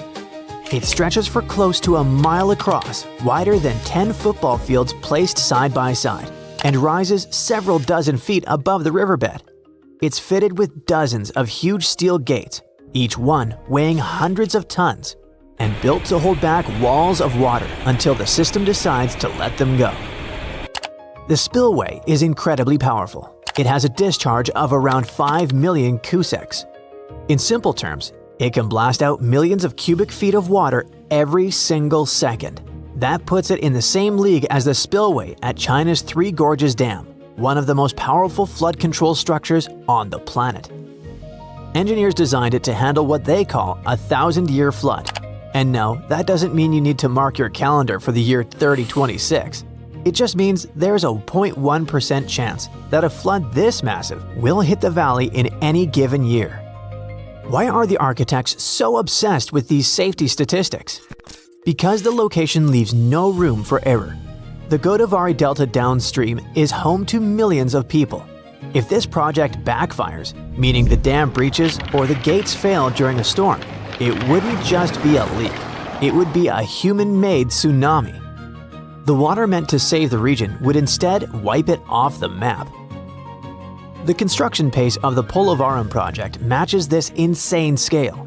In 2019, the workers on this site set a Guinness World Record. They poured 42,000 cubic yards of concrete in exactly 24 hours. If you loaded all that concrete into standard mixers, you would fill 4,000 trucks. Line them up bumper to bumper, and you'd get a traffic jam stretching for 22 miles. Even with that in mind, the project still has a way to go. It's so big that it starts to bend its own surroundings. It won't just stop or redirect water. It might change the air itself. Once the dam is complete, it will hold a reservoir so large that it'll function like a brand new inland sea. Put that much water under the Indian sun and something obvious will happen. It'll lift into the air. Day after day, the surface will turn into a giant steam engine sending moisture upward. Scientists call this a microclimate, but we call it accidental weather control. By creating a massive body of water, you change the local humidity and temperature. You're essentially installing a giant humidifier in a region that used to be dry. This is the part that makes experts nervous. What if they accidentally create a new climate problem while trying to solve the current one? Once you block a river and create a lake this big, you start messing with the heat and moisture in the air above. The system meant to control water on the ground ends up influencing the weather overhead too. Then there is the issue of moving the water. Picture the state as two giant tanks. One is overflowing and about to burst. The other is dry. The engineers are trying to connect them with a massive pipe to balance the levels before either one becomes a disaster. How are they doing this? To pull this off, they're carving out the earth, digging two massive canals, each stretching more than 100 miles. These aren't simple ditches, they're artificial rivers carved to ignore the natural layout of the land and go where engineers tell them to go. In 2022, monsoon floods slammed into the site mid-build. Water forced its way past temporary barriers and damaged critical leak control work. The crew had to stop, assess the damage, and start restoring the damaged sections. And the risks aren't just about concrete breaking. The real cost of this project is human. To build the city of water, you have to remove the real cities of people. When the reservoir fills, it will submerge nearly 250 square miles of land. That much water does not make room for anyone. Close to 200,000 people would have to be relocated. Old forests, tribal lands, and villages that stood for generations will disappear beneath the surface. This is the price of the project. So, with all this concrete and chaos, when does the ribbon get cut? Here's the twist. This project has been ongoing since the 1940s, back when the British were still in charge. The foundation stone appeared in 1980. Real work waited until 2004. It's a rare piece of infrastructure that has outlived conflicts and economic crashes, yet it's still under construction. Major parts of the main dam are incomplete. The reservoir cannot be filled to its full height, and key power systems have not been installed. Several resettlement zones also remain unfinished, which means the final stage of the project is still years away. Aside from the ambition and the scale, money is also the reason it takes so long. Early plans estimated about $1.5 billion. Today, the cost has passed $6.5 billion and keeps climbing. But is it worth the price? Depends on who you ask. For the farmers watching their fields dry out, the answer is yes. For the families watching their homes get swallowed by the reservoir, the answer is no. The latest deadline for completion is by the end of this decade, so there are no more excuses. The Polavaram project is a testament to human ambition. It's humans looking at Mother Nature and saying, "I think you put that river in the wrong place. Let me fix that for you." Will it work? And how well? We'll find out soon. Until then, the Godavari will keep flowing and overflowing while the Krishna will keep shrinking, looking like an abandoned movie set. Saudi Arabia is digging a pit about 1,300 feet wide for a project called The Cube. It's a giant box meant to hold a full indoor city, right in the middle of another city. It's designed to hold more people than some small towns and surround them with ever-changing digital worlds. What's hiding behind this futuristic design? Let's find out. Sure, a sci-fi Minecraft block in the middle of a historic city would definitely be a landmark, but for these architects, that is just a side quest. They actually want to create a full-scale metropolis inside a single structure. This cube, known as the Macabre, will be the center of a brand new downtown district in Riyadh. The scale alone makes it one of the most ambitious construction projects on Earth. The plan calls for a perfect cube that stands over 1,300 feet tall and is just as wide. To put that in perspective, you could fit around 20 Empire State Buildings inside this thing. Everything here is stacked like layers in a massive high-rise, so instead of crossing streets, you'd ride high-speed elevators between levels.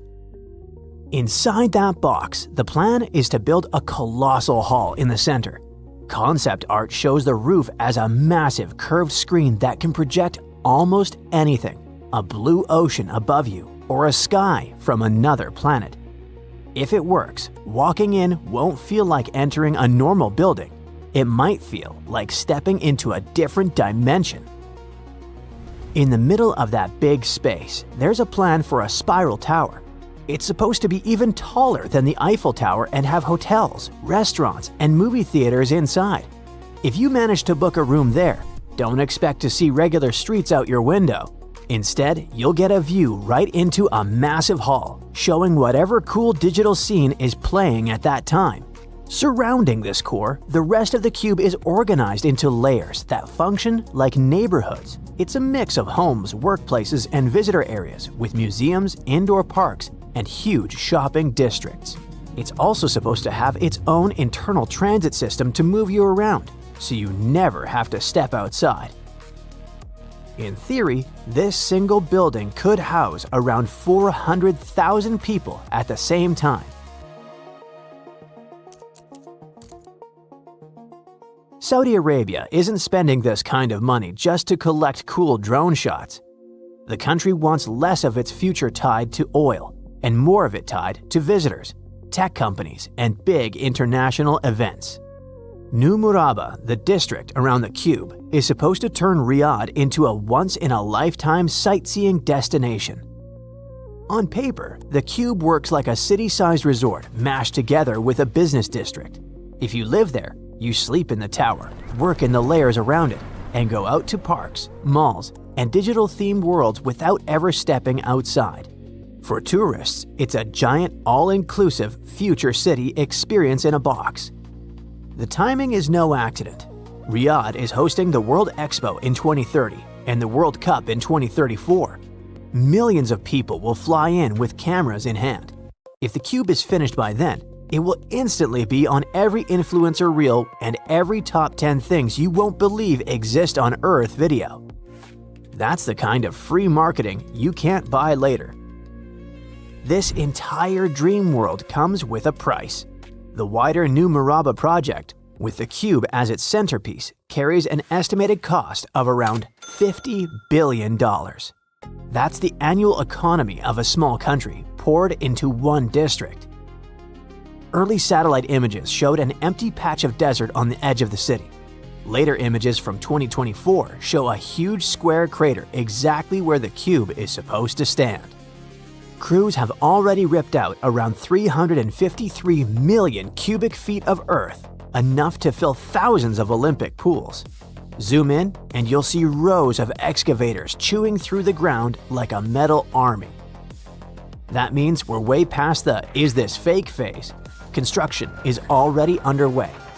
The real question now is much tougher. Can you actually turn this thing into a working vertical city in one of the hottest capitals on the planet on time without creating the world's most expensive cautionary tale? First, there's the desert problem. Riyadh sits in the middle of a desert where temperatures can be extreme. In summer, afternoon temperatures can sometimes go past 113 degrees Fahrenheit and stay there. Now, a giant sealed box sounds like a perfect way to trap heat, which is great if you want to cook vegetables, but not so great if you want a comfortable city. The architects get it, so they designed the shape to help with temperature control. Instead of a flat box, the cube is wrapped in overlapping triangular panels based on traditional Najdi patterns. These triangles break up the harsh desert sun and add more shaded surface. They also leave small gaps where air can move through. The basic idea is simple: block some sunlight to keep the inside cooler. Even with that clever shell, cooling a place like this is still a huge job. You're basically trying to air condition a small city that someone stacked upright. Every single degree outside, every sandstorm, every long summer day pushes the system harder and sends the energy bill even higher. Then there's the fake sky problem. In the concept art, the center hall looks like something out of a sci-fi game. The ceiling and parts of the walls turn into one giant curved screen, so you don't just walk into a decorated lobby. You walk into an ocean scene, or a fantasy city, or a Mars landscape that surrounds you on all sides. That kind of trick already exists in a smaller form. The Sphere in Las Vegas, for example, covers its interior with huge LED screens and throws people into moving digital worlds. The Cube wants to push that even further.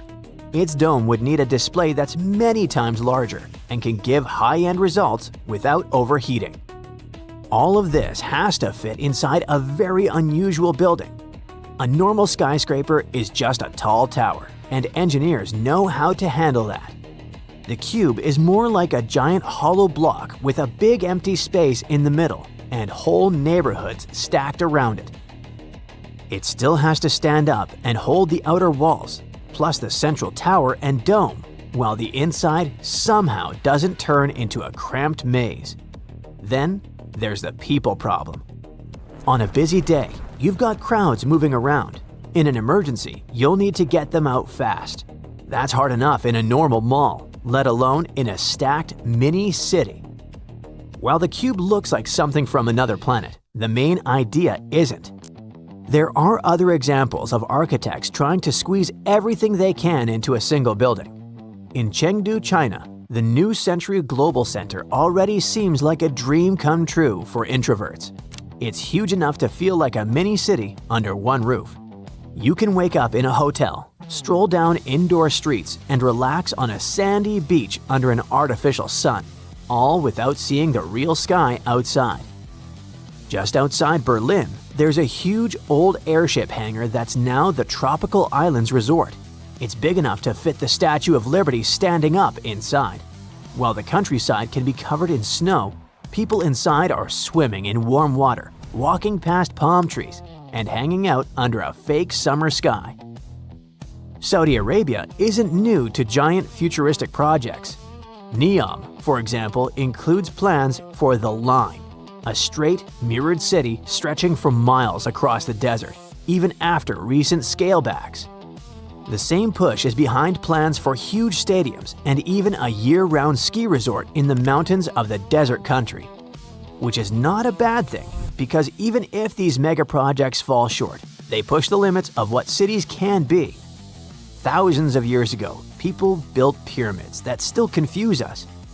Today, technology finally lets us attempt something just as strange, only this time, it's a glowing cube in the desert.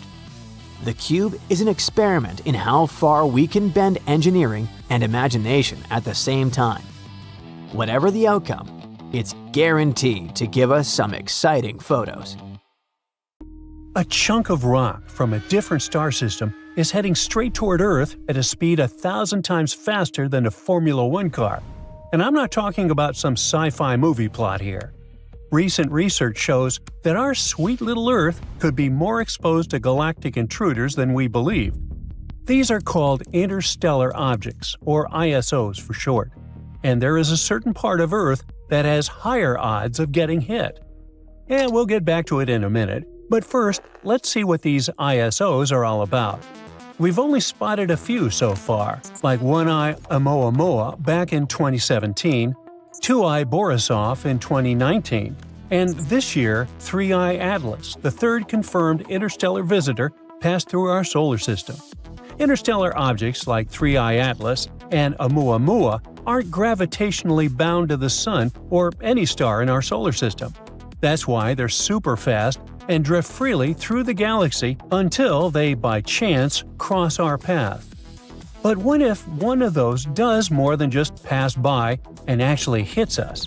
Scientists ran giant computer simulations with billions of fake interstellar objects flying around, then narrowed them down to the ones that could hit Earth. It turned out that these objects wouldn't hit the planet randomly. Low-latitude zones near the equator are more likely to get smacked. Places just above or below the tropics carry the biggest risk. And before you sigh with relief because you don't live there, there's also a bit more risk for the northern hemisphere, where almost 90% of the human population resides. It's likely to happen in a pattern and not as a random lottery, because ISOs are not typical orbiters like asteroids or comets tied to the Sun. They come flying in on hyperbolic trajectories. That's a fancy way of saying they're unbound, just passing through. That means their arrival direction, speed, and relative motion all matter. The simulations show many ISOs are coming roughly from the direction the Sun moves in the galaxy, or along the Milky Way's main disk, called the galactic plane. Looks like the risk of impact also changes from season to season. The fastest potential strikes lean towards spring, when Earth is moving toward the solar apex. But overall, even calmer, slower ISO impacts are slightly more likely to happen in winter, when Earth faces away from that motion. It doesn't mean you should panic. These events are extremely rare, but it changes what we imagined. Astronomical visitor from the stars is no longer just a fantasy, it's a real risk, with a map. And this isn't just theoretical. Earth already gets hit by objects from inside our solar system all the time. Space rocks, comets, asteroids, they cross our orbit. That's why scientists keep an eye on near-Earth objects. Asteroids and comets that come within 30 million miles of Earth's orbit get that title and make it to the NEO list. To track them, scientists use a whole network of telescopes on mountains, in deserts, and even in space. NASA's Pan-STARRS in Hawaii scans the sky every night like a giant radar, takes picture after picture, and compares them. If something moves slightly between the images, that's a potential asteroid. The Catalina Sky Survey in Arizona does the same thing, and it found more than half of all near-Earth asteroids we know today. There's also NEOWISE, a space telescope that can spot dark, cold asteroids that ground-based telescopes might miss. And then there's DART, NASA's first real test of asteroid deflection. In 2022, NASA actually hit an asteroid on purpose to slightly change its orbit. The asteroid wasn't dangerous, but the test worked. And that single mission proved humanity can literally change the path of a space rock if we ever need to. And if all of this wasn't cool enough, NASA is building a new superhero to protect the Earth, NEO Surveyor. It will be the first telescope ever built specifically to detect huge numbers of asteroids and comets that could be dangerous to Earth.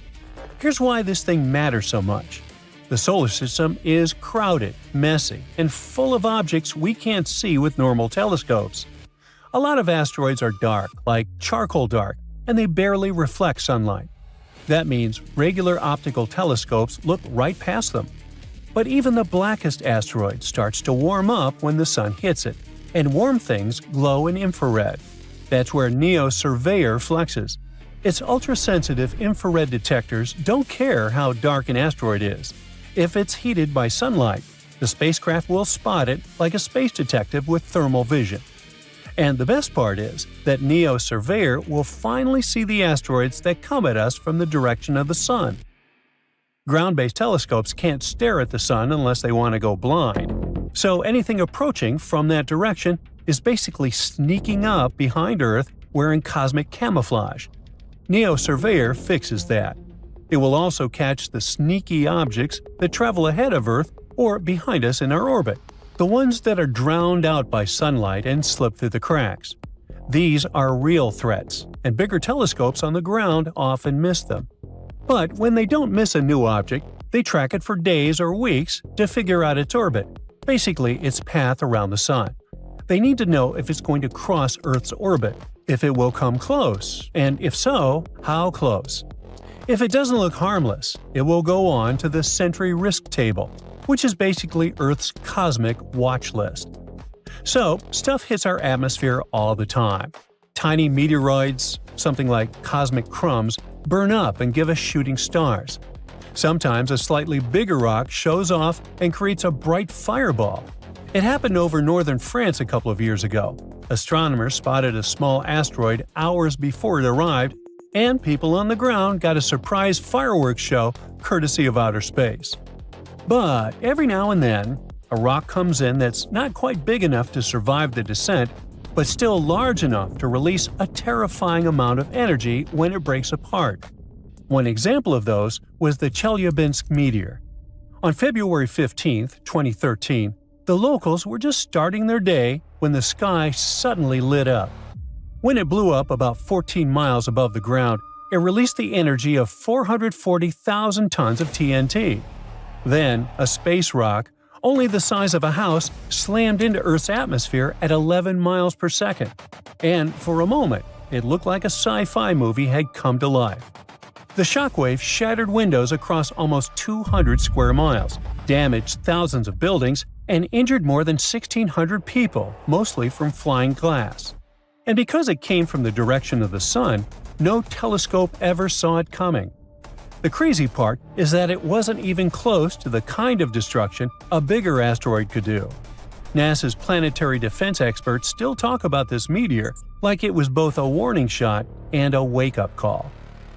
After this episode, NASA and international partners launched the International Asteroid Warning Network and the Planetary Defense Coordination Office, the folks whose job it is to make sure Earth doesn't get surprise smacked again.